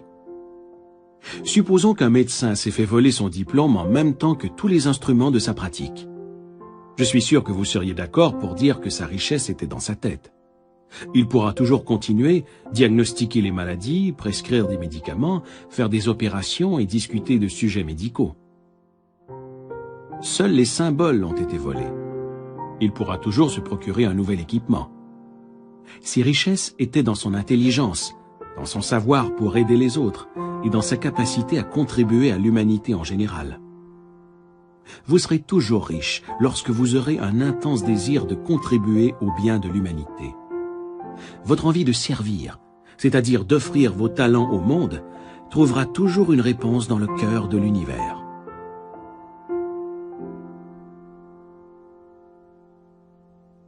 J'ai connu un homme à New York durant la crise financière de 1929, qui avait tout perdu, dont sa maison et les épargnes de toute une vie. Je l'ai rencontré après une conférence que j'avais donnée dans un des hôtels de la ville. Voici ce qu'il m'a dit. « J'ai tout perdu. J'avais fait $1 million en 4 ans. Je le referai. Tout ce que j'ai perdu, c'est un symbole. Je peux encore attirer le symbole de la richesse, tout comme le miel attire les mouches. » J'ai suivi la carrière de cet homme pendant de nombreuses années afin de découvrir le secret de sa réussite. Ce secret pourrait vous sembler étrange, bien qu'il soit très ancien, mais il était simple au fond. Changer l'eau en vin. Il avait lu ce passage dans la Bible, et il savait que c'était la réponse à la santé parfaite, au bonheur, à la paix de l'esprit et à la prospérité. Dans la Bible, le vin signifie toujours la concrétisation de vos désirs, de vos envies, de vos plans, de vos rêves, de vos propositions, etc. Autrement dit, ce sont les choses que vous désirez accomplir, réussir et mener à bon port. Dans la Bible, l'eau fait habituellement référence à votre esprit ou conscience. L'eau prend la forme du contenant dans lequel vous la versez. De même, ce que vous ressentez comme vrai, ou ce en quoi vous croyez, se manifestera dans votre monde. Par conséquent, vous changerez toujours l'eau en vin. La Bible a été écrite par des hommes éclairés. Elle enseigne une psychologie pratique, quotidienne, et une façon de vivre. Un des principes cardinaux de la Bible est que vous déterminez, modelez, fabriquez et façonnez votre propre destin par vos pensées, sentiments et croyances justes.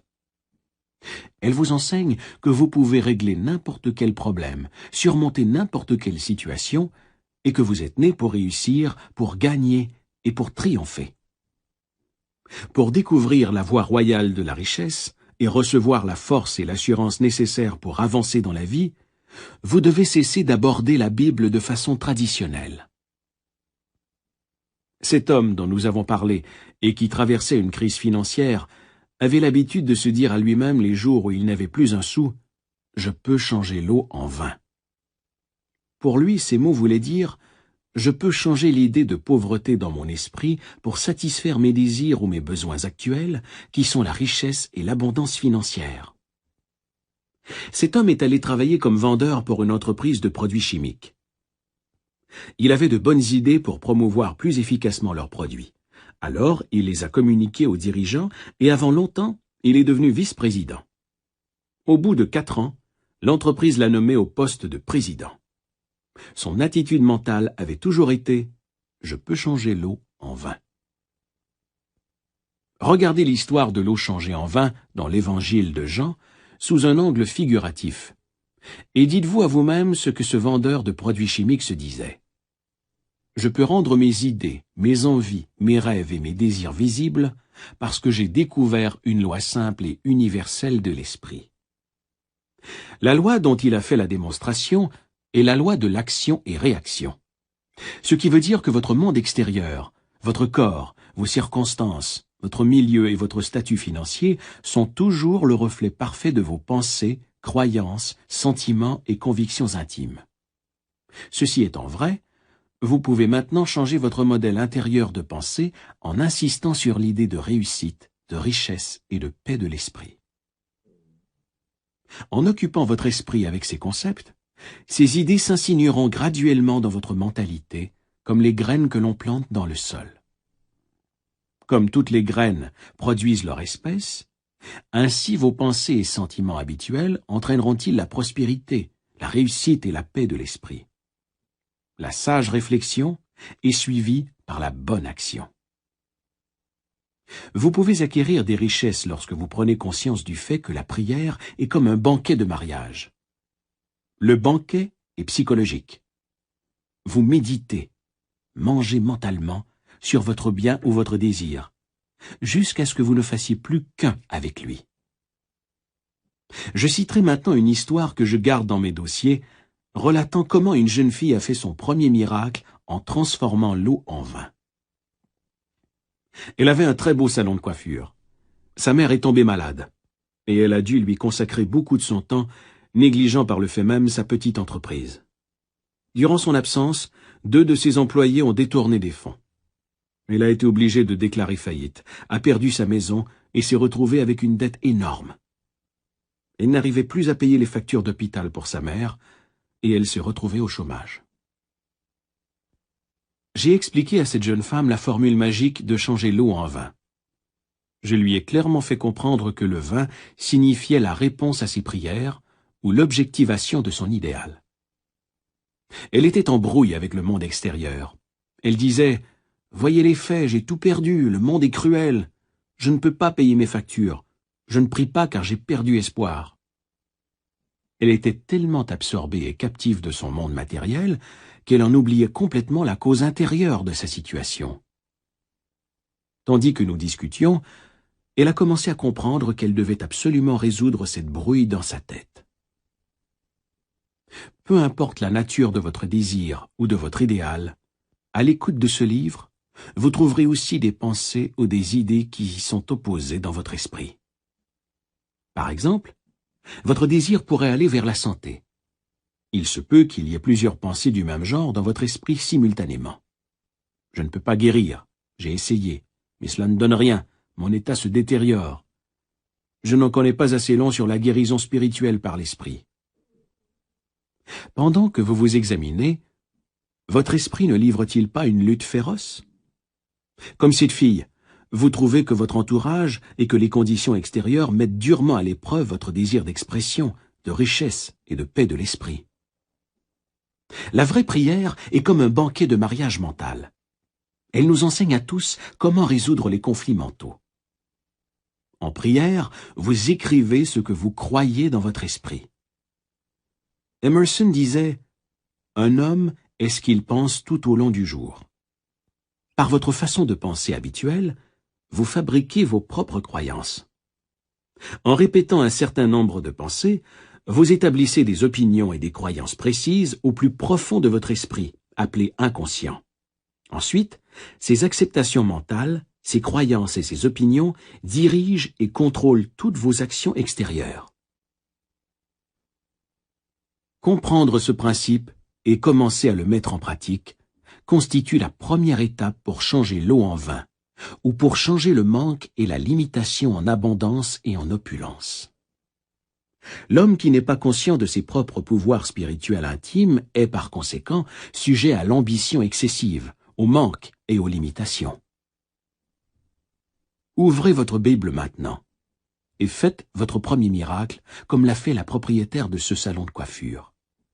Vous pouvez le faire. Si vous lisez la Bible simplement comme un événement historique, vous passerez à côté de la vision spirituelle, mentale et scientifique des lois de l'esprit qui nous intéressent dans ce livre. Prenons ce passage. Le 3e jour, il y a eu un mariage à Cana de Galilée, et la mère de Jésus y était. Galilée représente votre esprit ou votre conscience. Cana représente votre désir. Le mariage est purement mental ou l'incarnation subjective de votre désir. Tout ce magnifique théâtre de prière est un théâtre psychologique dans lequel tous les personnages sont les états mentaux, les sentiments et les idées qui vous habitent. Une des significations de Jésus est la raison éclairée. La mère de Jésus représente les sentiments, humeurs ou émotions que nous possédons. Jésus aussi fut invité à ses noces, ainsi que ses disciples. Vos disciples sont vos pouvoirs et facultés intimes qui vous permettent de concrétiser vos désirs. Or, il n'y avait plus de vin, et la mère de Jésus lui a dit « Ils n'ont pas de vin ». Le vin, comme nous l'avons établi, représente la prière exaucée de la manifestation de vos désirs et idéaux dans votre vie. Vous pouvez maintenant voir cela comme une scène quotidienne se déroulant dans votre vie. Lorsque vous désirez accomplir quelque chose comme l'a fait cette jeune femme, en l'occurrence trouver du travail, de l'argent et une manière de résoudre un problème, il vous vient des suggestions de manque du genre « il n'y a pas d'espoir ». C'est la voix du monde extérieur qui vous dit « ils n'ont pas de vin » ou « regardez les faits ». C'est votre sentiment de manque, de limitation ou de résignation qui parle. Comment relevez-vous le défi de la situation et des circonstances? À partir de maintenant, vous commencez à comprendre les lois de l'esprit qui vont comme suit. Comme je le pense et le ressens en moi, ainsi est mon monde extérieur, c'est-à-dire mon corps, mes finances, mon milieu de vie, ma position sociale et toutes les phases de mes relations extérieures au monde et aux hommes. Vos gestes et vos images internes et mentales gouvernent, contrôlent et dirigent le monde extérieur dans votre vie.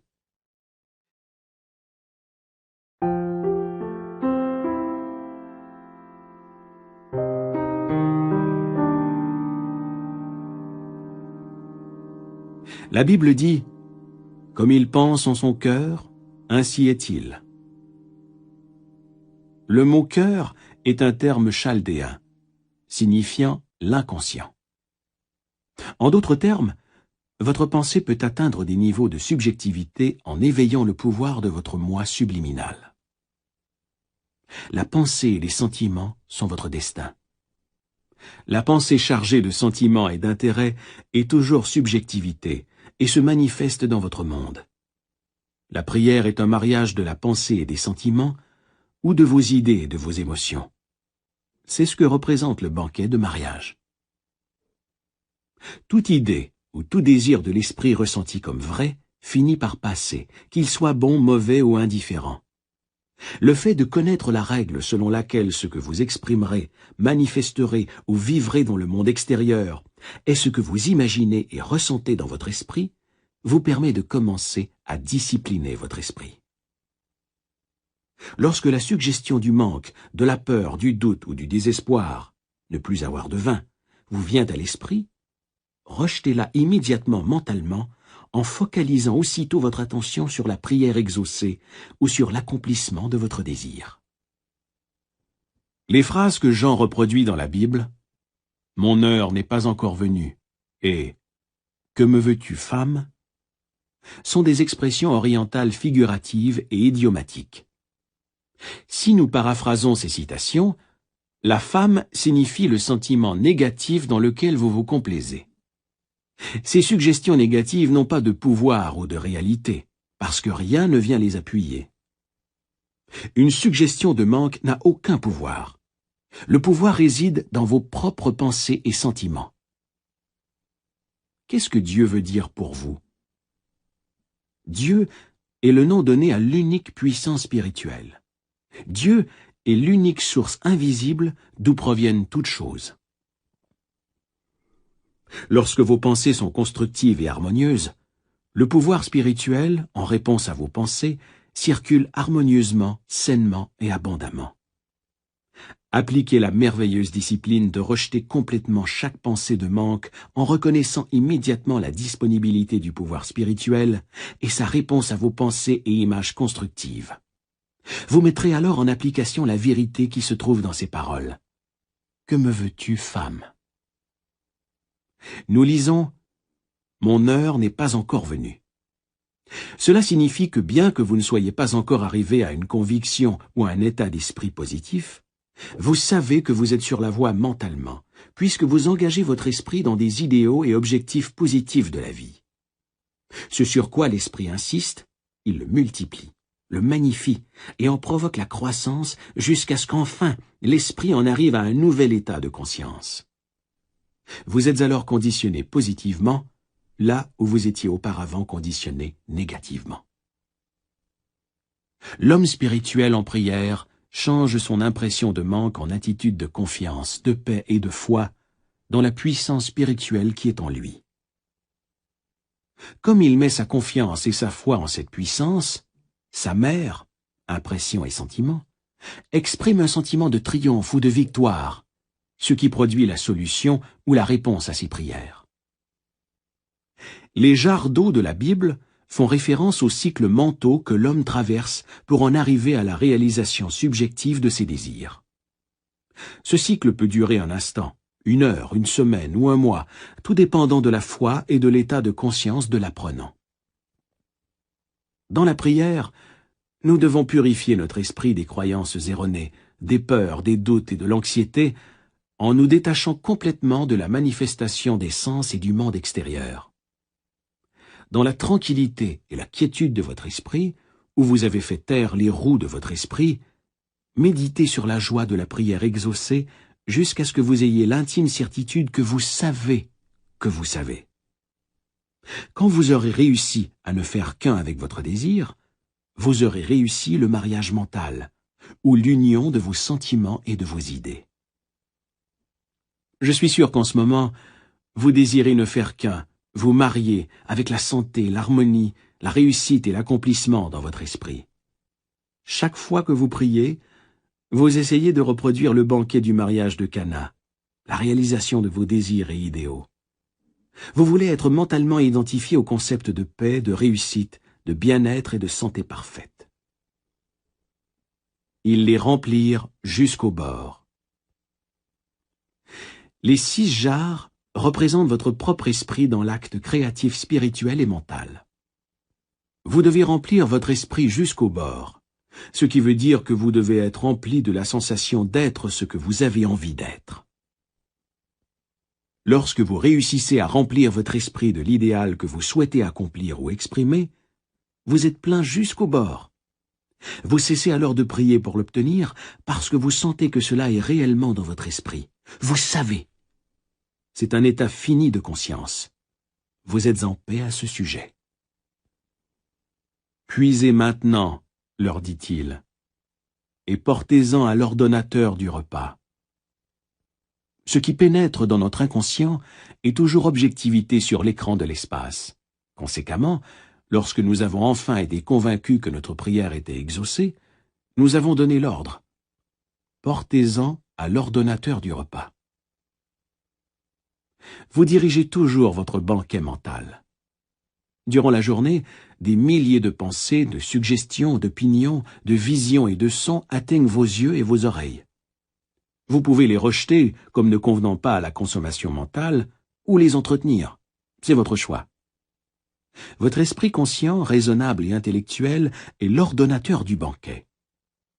Lorsque vous décidez sciemment d'entretenir le désir de votre cœur comme étant vrai, de méditer dessus, de vous en nourrir et de l'imaginer, il devient une incarnation vivante et une partie de votre mental, de sorte que votre moi profond le fait naître ou s'exprimer. Autrement dit, ce qui s'imprime subjectivement s'exprime aussi objectivement. Vos sens ou votre conscience voient l'objectivation de votre bien. Lorsque la conscience se rend compte que l'eau s'est changée en vin, elle prend conscience que sa prière a été exaucée. L'eau pourrait aussi s'appeler le pouvoir spirituel invisible, informe, la conscience non conditionnée. Le vin est la conscience conditionnée, ou l'esprit qui donne vie à ses croyances et à ses convictions. Les serviteurs qui puisent l'eau pour vous représentent l'atmosphère de paix, de confiance et de foi. Suivant votre foi ou vos sentiments, votre bien est attiré et amené à vous. Adoptez les principes spirituels dont il est question dans ce livre. Chérissez-les et tombez-en amoureux. Dans le premier miracle de Jésus, on nous dit que la prière est un banquet de noces, ou encore l'union de l'esprit et de ses désirs.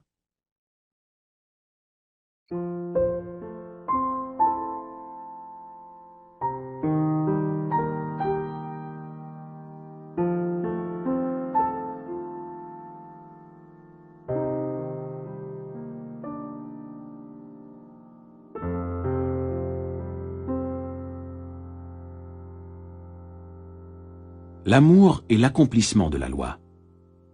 L'amour est vraiment un attachement émotionnel, un sentiment d'unité avec votre bien. Vous devez être fidèle à votre objectif ou à votre idéal. Nous ne sommes pas fidèles à celui que nous aimons lorsque nous flirtons ou que nous entretenons mentalement d'autres mariages avec la peur, le doute, l'inquiétude, l'anxiété ou des croyances erronées. L'amour est un état d'unité, d'accomplissement. Lorsque j'ai expliqué ce principe tout simple à la propriétaire du salon de coiffure mentionné plus tôt, elle est devenue mentalement riche. Elle a compris ce principe et elle l'a mis en pratique dans sa vie. C'est ainsi qu'elle a prié. Elle savait que l'eau, son propre esprit, coulerait et remplirait toutes les jarres vides en réponse à sa nouvelle façon de penser et de sentir. Le soir même, cette cliente s'est sentie très calme et sereine. Son corps était détendu, et elle a commencé à utiliser une imagerie constructive. Voici les étapes qu'elle a suivies. Première étape. Elle a commencé à imaginer que le directeur de sa banque la félicitait pour ses importants dépôts à la banque. Elle a imaginé cela pendant environ 5 minutes. Deuxième étape. En imagination, elle a entendu sa mère lui dire « Je suis si heureuse de ta merveilleuse nouvelle position ». Elle a continué à entendre sa mère dire cela sur un ton heureux, joyeux, pendant environ 3 à 5 minutes. Troisième étape. Elle a imaginé très clairement que j'étais devant elle, procédant à sa cérémonie de mariage. Cette femme m'a entendu dire, à titre d'officiant, « Je vous déclare maintenant mari et femme ».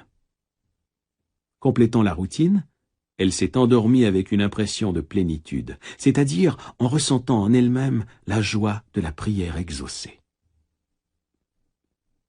Pendant les 3 semaines qui ont suivi, il ne s'est rien passé. En fait, les choses ont empiré. Mais elle a persévéré, refusant de prendre un non pour une réponse. Elle savait que pour grandir spirituellement, elle devait elle aussi faire son premier miracle en changeant sa peur en foi, son sentiment de manque en opulence et en prospérité, en changeant sa conscience, l'eau, en conditions, en circonstances et en expériences qu'elle désirait vivre. La conscience est la cause de tout. Le savoir, l'état d'être, le principe, l'esprit, peu importe comment vous l'appelez, c'est la seule présence et le seul pouvoir. La puissance spirituelle, ou l'esprit qui nous habite, est la cause et la substance de toutes choses. Toutes les choses, oiseaux, arbres, étoiles, soleil, lune, terre, or, argent et platine, sont ces manifestations. C'est la cause et la substance de toutes choses. Il n'y en a aucune autre. Ayant compris ceci, elle savait que l'eau, conscience, pourrait se changer en acquis sous forme d'argent, d'un emploi, ou de l'authentique expression d'elle-même, sous forme aussi de santé pour sa mère, d'un partenaire et d'une plénitude dans sa vie. Elle a vu cette vérité simple, quoique profonde, en un clin d'œil. Et elle m'a dit « J'accepte mon bien ». Elle savait que l'on ne nous cache rien. Tout de Dieu est en nous, attendant qu'on le découvre et qu'on l'explore. En moins d'1 mois, cette jeune femme s'est mariée. J'ai procédé à la cérémonie du mariage. J'ai prononcé les mots qu'elle m'avait entendu dire encore et encore dans son état de détente méditative. Je vous déclare maintenant mari et femme. Son mari lui a offert un chèque de plusieurs milliers de dollars et un voyage autour du monde en guise de cadeau de mariage.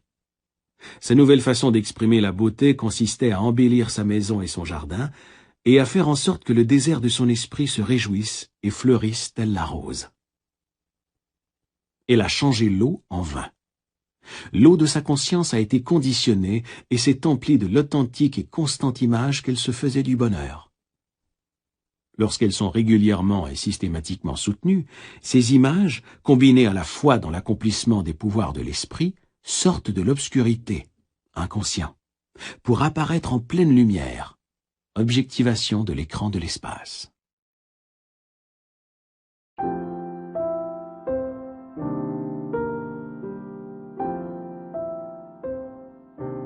Il existe une règle importante. N'exposez pas ce film nouvellement développé à la lumière dévastatrice de la peur, du doute, du découragement et de l'inquiétude.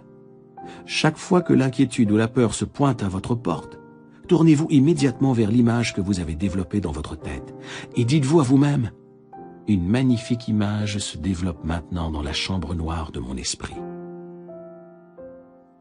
Versez mentalement sur cette image vos sentiments de joie, de foi et de compréhension. Vous savez que vous avez appliqué une loi psychologique et spirituelle, car ce qui est imprimé sera exprimé. C'est merveilleux.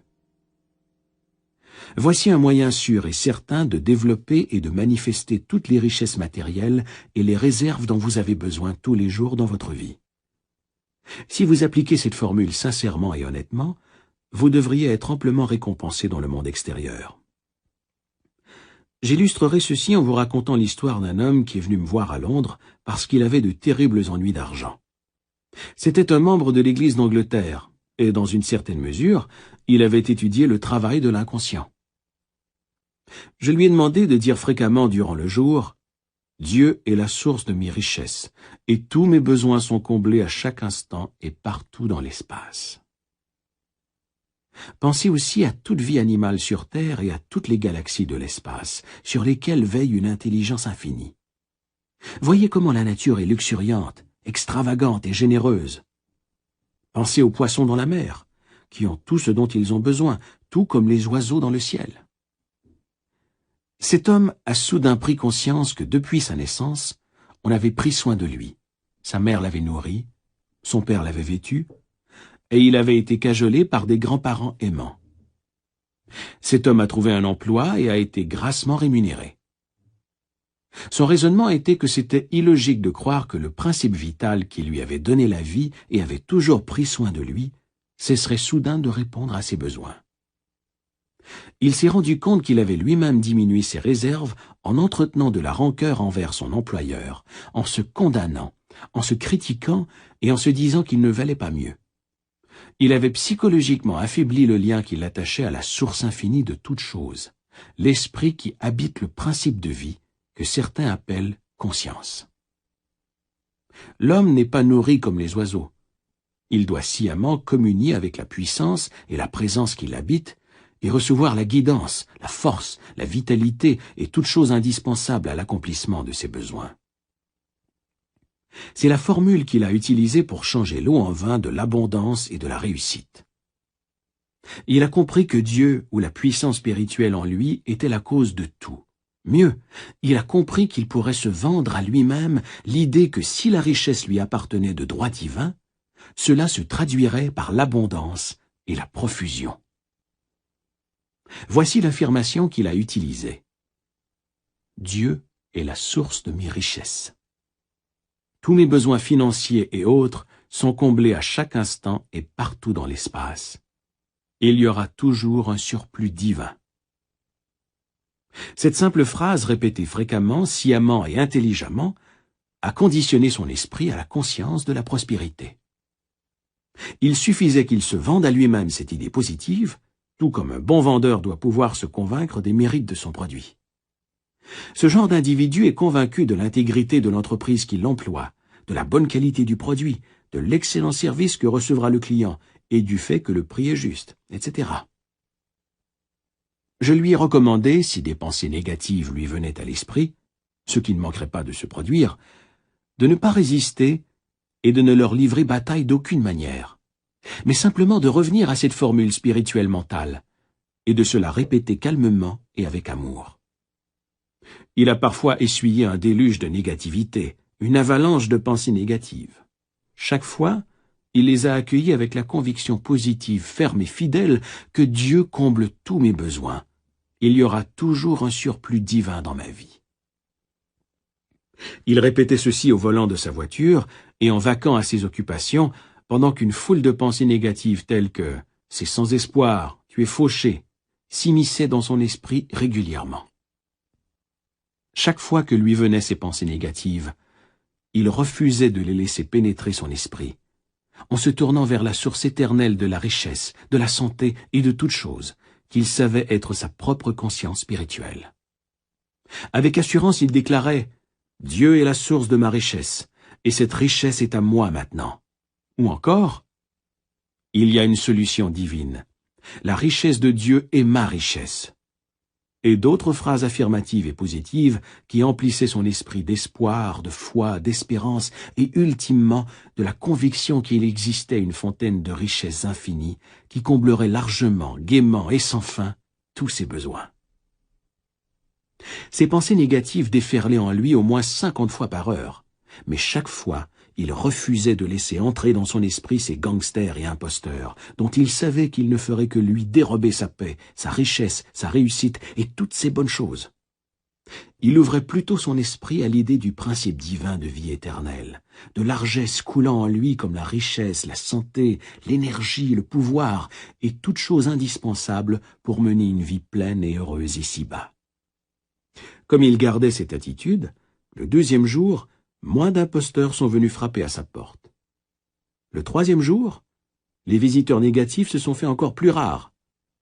Le quatrième jour, ils venaient par intermittence dans l'espoir d'entrer, mais se butaient à la même réponse mentale. Interdit d'entrer, je n'accepte que les pensées et les idées qui stimulent, guérissent, bénissent et inspirent mon esprit. Il a transformé sa conscience ou son esprit en une conscience de la richesse. Le prince de ce monde, Satan, est venu et n'a eu aucun pouvoir sur moi. Ce qui veut dire, il lui est venu des pensées négatives comme la peur, le manque, l'inquiétude, l'anxiété, mais son esprit a refusé de répondre. Il était immunisé, divinement intoxiqué et saisi d'une foi divine en une conscience toujours plus grande de la profusion et de l'abondance financière. Cet homme n'a pas tout perdu, pas plus qu'il n'a fait faillite. On lui a accordé une plus grande marge de crédit. Son affaire est devenue florissante. De nouvelles portes se sont ouvertes et il a prospéré.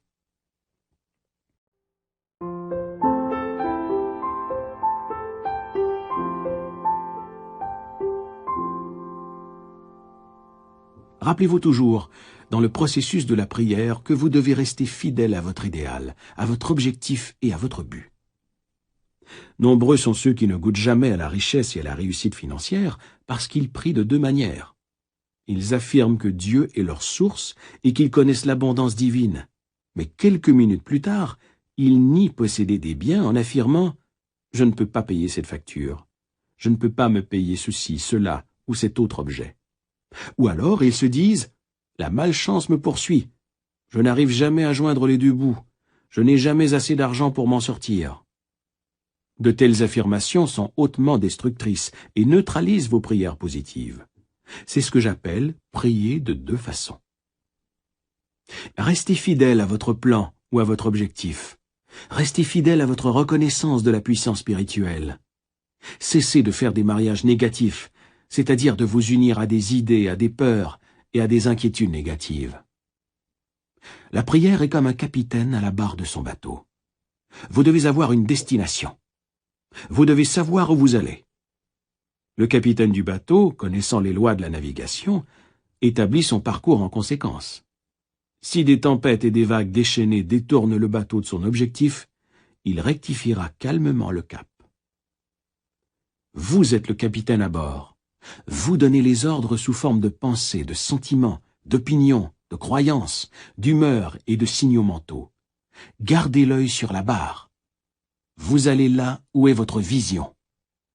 Alors cessez de regarder les obstacles, délais et empêchements qui vous feraient changer de cap.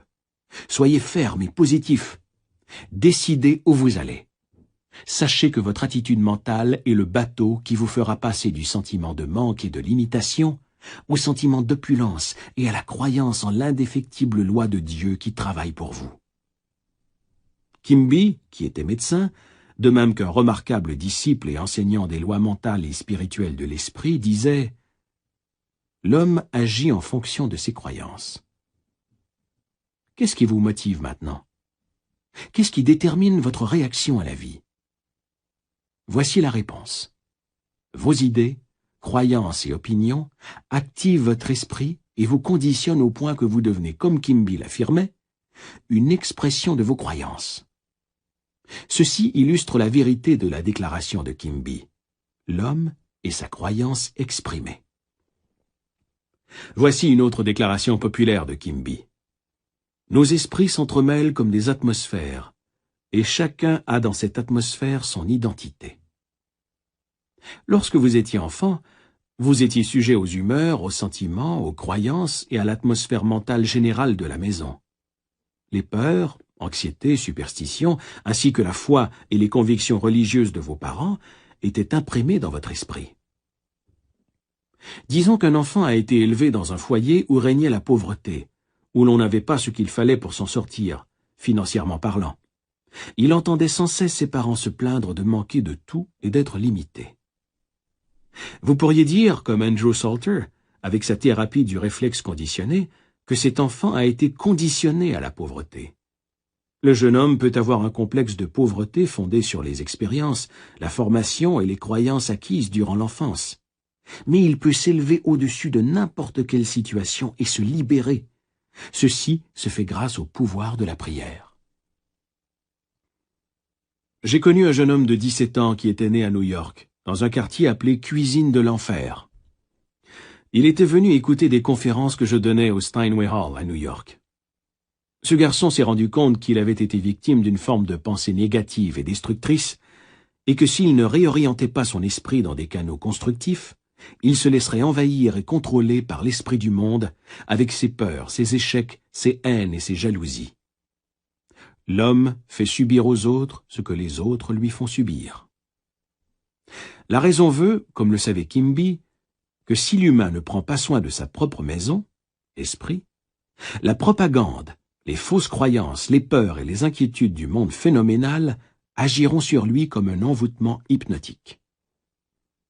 Nous sommes immergés dans une mentalité qui croit à la maladie, à la mort, à la malchance, aux accidents, aux échecs, aux épidémies et à divers désastres. Suivez la recommandation biblique. Sortez d'au milieu d'eux et séparez-vous. Identifiez-vous mentalement et émotionnellement aux vérités éternelles qui ont résisté au test du temps.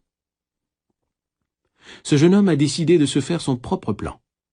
Il a décidé de prendre la voie royale de la richesse en acceptant l'abondance divine ici et maintenant et d'emplir son esprit des perceptions et concepts spirituels. Il savait en agissant ainsi qu'il chasserait immédiatement de son esprit tous les schémas négatifs. Il a opté pour un processus simple appelé imagination scientifique.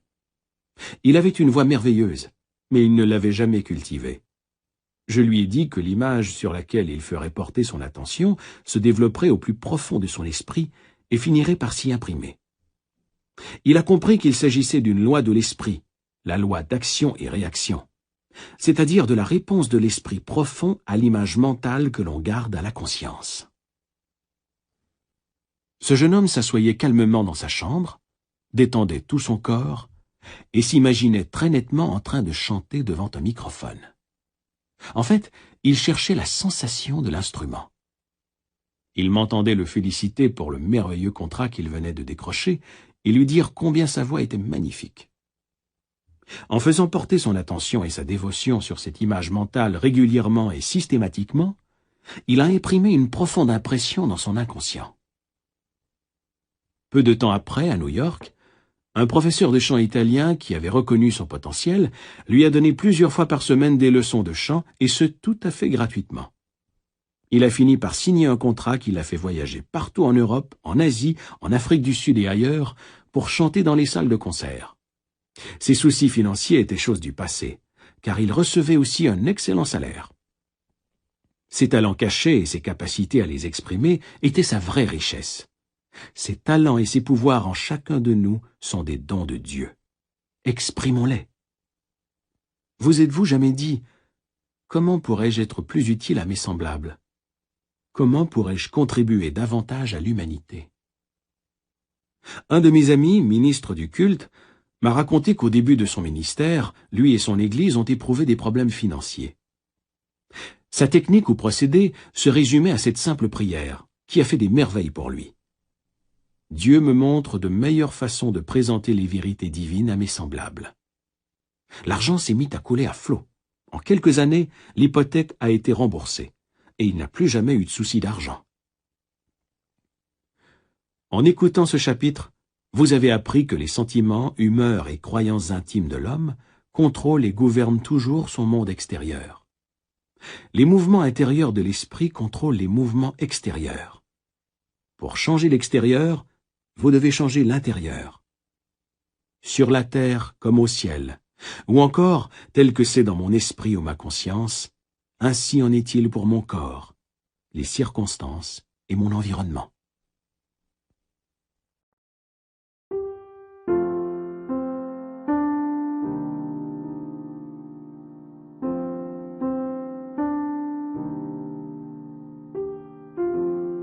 La Bible dit « Tout ce qui est voilé sera dévoilé, tout ce qui est caché sera connu. » Par exemple, si vous êtes malade, vous révélez un modèle mental et émotionnel qui en est la cause.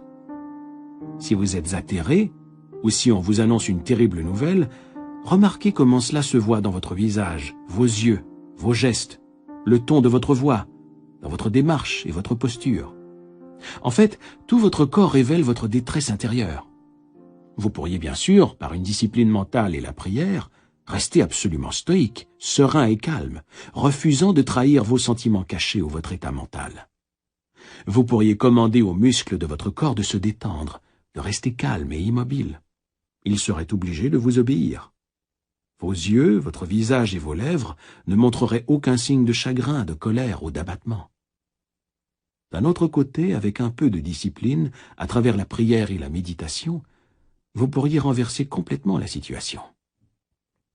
Même si vous aviez reçu des nouvelles bouleversantes, sans égard à la gravité de leur nature, vous pourriez vous montrer joyeux, en paix, détendu, afficher votre nature enjouée et vive. Personne ne saurait jamais que vous venez de recevoir des nouvelles catastrophiques. Peu importe le genre de nouvelles que vous recevrez aujourd'hui, vous pourriez vous mettre devant votre miroir, regarder votre visage, vos lèvres, vos yeux et vos gestes, tout en disant et en imaginant que vous venez d'apprendre que vous avez hérité d'une énorme fortune. Mettez-vous en scène. Ressentez cette nouvelle incroyable. Soyez excité à cette idée. Et remarquez comment tout votre corps répond à cette excitation intérieure. Ainsi, vous pouvez renverser n'importe quelle situation en priant. Occupez votre esprit avec des idées de paix, de réussite, de richesse et de bonheur. Identifiez-vous à ces idées mentalement, émotionnellement et picturalement. Visualisez une image de vous-même telle que vous voudriez être. Retenez bien cette image. Maintenez-la avec joie, foi et espoir. À la fin, vous ferez l'expérience de sa manifestation. J'avais l'habitude de dire aux gens qui me consultaient à propos de leur manque financier d'épouser la richesse. Certains comprenaient ce que je voulais dire, d'autres pas.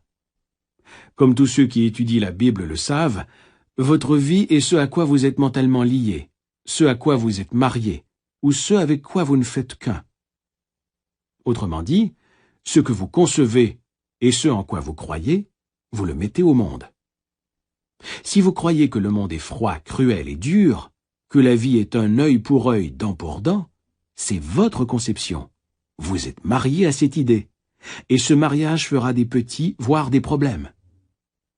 Les enfants qui naîtront d'un tel mariage mental ou d'une telle croyance seront vos expériences, vos situations et circonstances, combinées à tous les autres événements de votre vie. Toutes vos expériences et vos réactions devant la vie seront à l'image des idées qui ont présidé à leur naissance. Regardez les nombreuses pensées dont la peur, le doute, l'anxiété, la critique, la jalousie et la colère, avec lesquelles vit l'homme moyen. Ces pensées causent des dommages dans son esprit. Épousez la richesse en déclarant, en ressentant et en croyant « Dieu comble tous mes besoins selon les richesses de sa gloire ».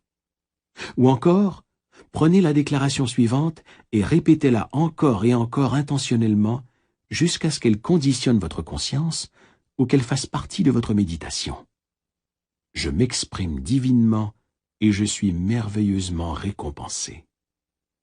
Ne répétez pas cette phrase comme un perroquet. Sachez que votre mode de pensée est gravé au plus profond de votre esprit et devient un état de conscience conditionné. Il faut que cette phrase devienne très significative pour vous. Mettez-y de la vie, de l'amour et des sentiments afin de la rendre vivante. Un jour, un des élèves de ma classe a ouvert un restaurant. Il m'a téléphoné en disant qu'il s'était marié à un restaurant. Il voulait dire qu'il avait la ferme intention de réussir, d'être diligent et persévérant, et de voir prospérer son affaire. La mariée de cet homme, son mental, était sa croyance dans la réalisation de son désir ou souhait. Identifiez-vous à votre objectif de vie, et cessez vos mariages mentaux avec la critique, la réprobation, la colère, la peur et l'inquiétude. Occupez-vous de l'idéal que vous vous êtes fixé, en étant rempli de foi et de confiance en l'inévitable loi de la prospérité et de la réussite. Vous n'arriverez à rien en aimant votre idéal pendant 1 minute et en le reniant la minute suivante. C'est comme de mélanger l'acide et l'ammoniac et d'obtenir une substance inerte. En suivant la voie royale de la richesse, vous devez être fidèle à l'idéal que vous vous êtes fixé, votre marié.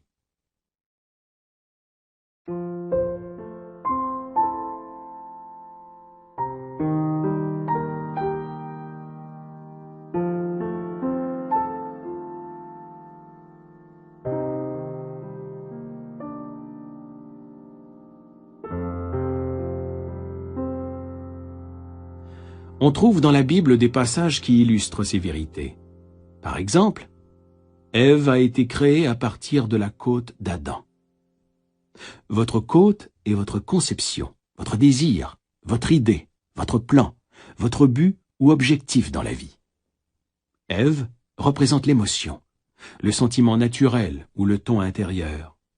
Autrement dit, vous devez materner l'idée. L'idée doit être maternée, chérie et ressentie comme vraie pour que votre objectif se réalise dans votre vie. L'idée est le père, l'émotion est la mère. C'est le banquet de mariage qui se déroule toujours dans votre tête.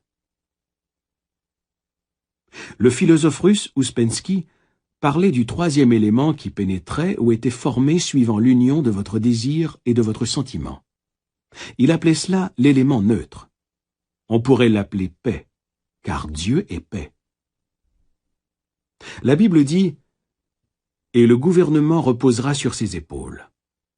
En d'autres termes, laissez-vous guider par la sagesse divine. Laissez la sagesse subjective qui est en vous mener et guider et gouverner toutes vos entreprises.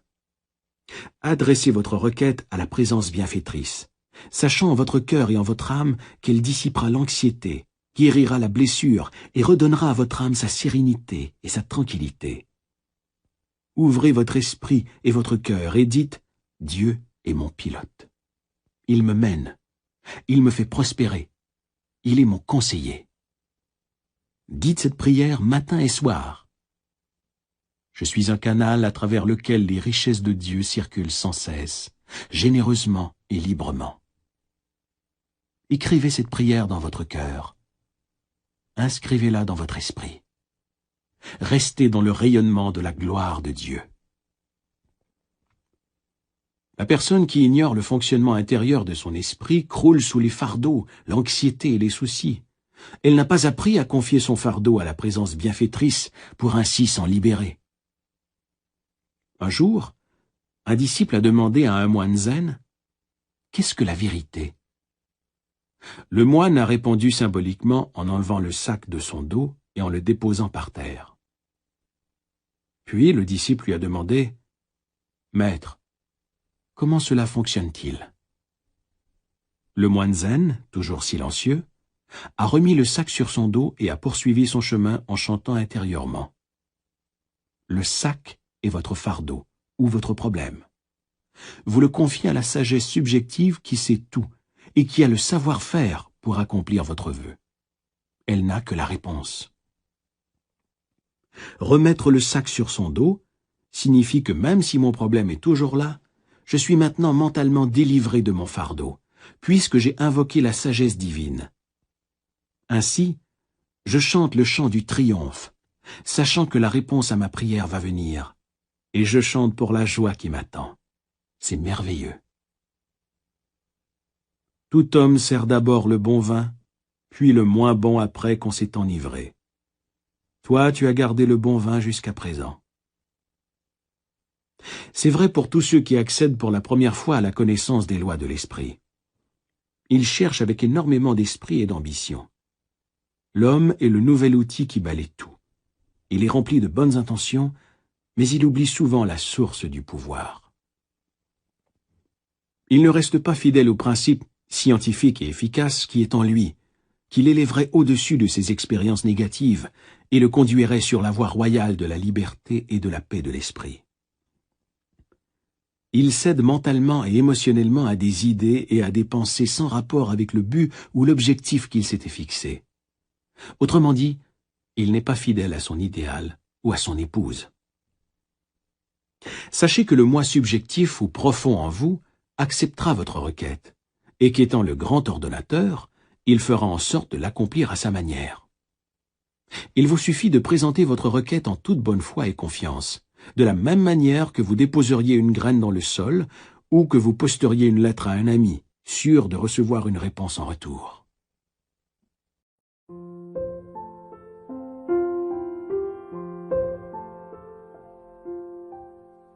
Vous êtes-vous déjà tenu entre deux énormes rochers pour écouter l'écho de votre voix? Ainsi répond le principe de vie en vous.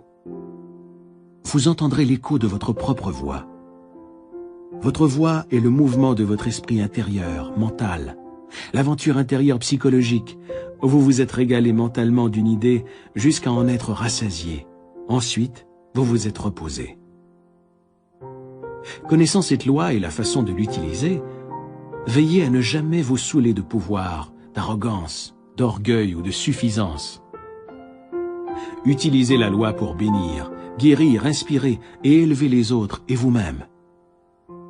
L'homme utilise la loi à mauvais escient, en tirant égoïstement avantage de ses semblables. Si vous le faites, vous vous blessez et vous vous exposez à des pertes.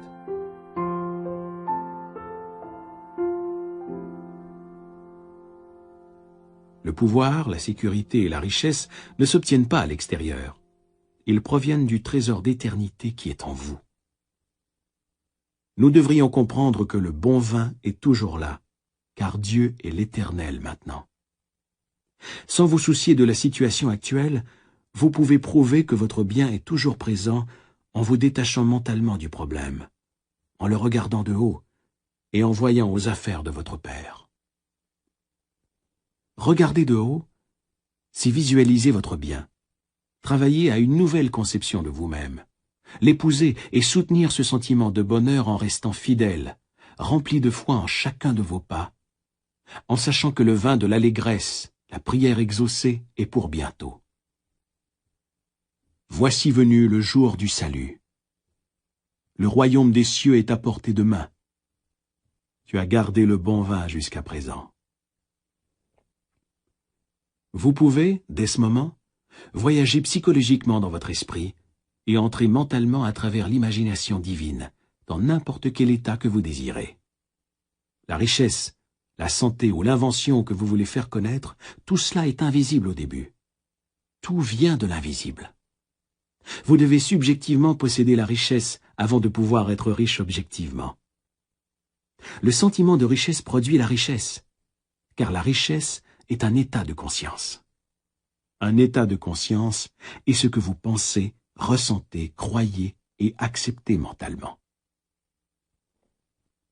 En Californie, une enseignante qui gagnait un modeste salaire a un jour vu dans une vitrine un magnifique manteau d'hermine qui coûtait une fortune. Elle a dit « Cela me prendrait des années pour économiser cette somme. Je ne pourrais jamais me le permettre. Oh, que j'aimerais l'avoir !» Elle avait l'habitude de venir à mes conférences le dimanche matin.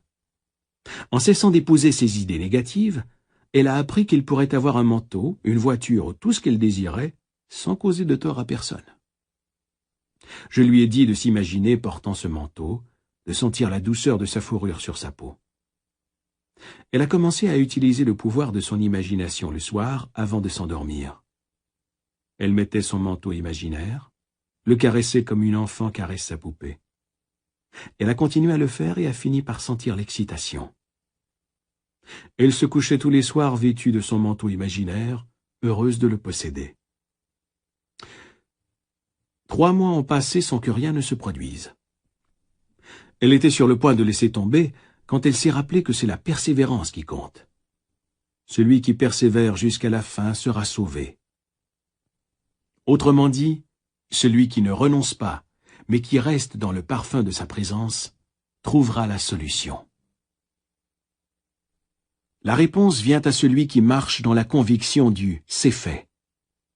Vous êtes toujours le parfum de sa présence lorsque vous demeurez dans l'esprit du bonheur, de la joie, de l'attente, sachant que votre bien finira par arriver. Vous l'avez vu dans l'invisible, et vous savez que vous le verrez dans le visible. La suite de la scène que cette enseignante se repassait en esprit est intéressante. Un dimanche matin, après une de mes conférences, un homme lui a accidentellement marché sur les orteils, lui a présenté ses excuses, lui a demandé où elle vivait et lui a offert de la déposer chez elle. Elle a accepté avec plaisir. Peu de temps après, il a demandé en mariage, lui a offert un magnifique diamant et lui a dit « J'ai vu le plus beau manteau de fourrure, il tirait à ravir. » C'était le manteau qu'elle avait admiré 3 mois auparavant. Le vendeur leur a dit qu'au moins 100 femmes riches avaient regardé ce manteau avec convoitise, mais que pour une raison ou une autre, elle en avait choisi un autre. Partant de votre capacité à faire des choix, imaginez la réalité de ce que vous avez choisi. Avec la foi et la persévérance, vous pouvez atteindre votre objectif dans la vie. Toutes les richesses du ciel sont en vous ici et maintenant, dans l'attente d'être libérées. Paix, joie, amour, guidance, inspiration, bonne volonté et abondance, tout cela existe maintenant. Pour exprimer les richesses de Dieu, il vous suffit d'oublier votre situation actuelle, vos limitations, d'entrer dans votre vision ou image mentale, et de permettre à ce sentiment joyeux et heureux de ne faire qu'un avec votre idéal. Ayant vu et senti votre bien dans des moments de grande exaltation, vous savez que d'ici peu, vous verrez votre idéal objectivement en traversant le temps et l'espace. Dedans comme dehors, au-dessus comme en dessous, au ciel comme sur terre. Autrement dit, vous verrez vos croyances se réaliser. Vous êtes la croyance exprimée.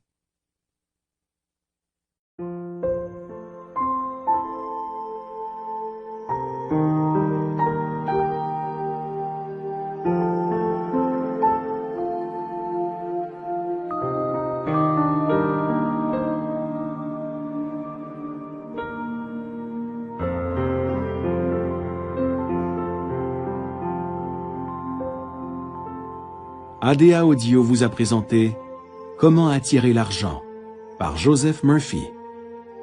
À la narration, Tristan Harvey. Traduction, Laurette Terrien. Révision, Nicolas Pinard. Réalisation, musique et enregistrement, Louis Lachance, assisté de Nicolas Pinard.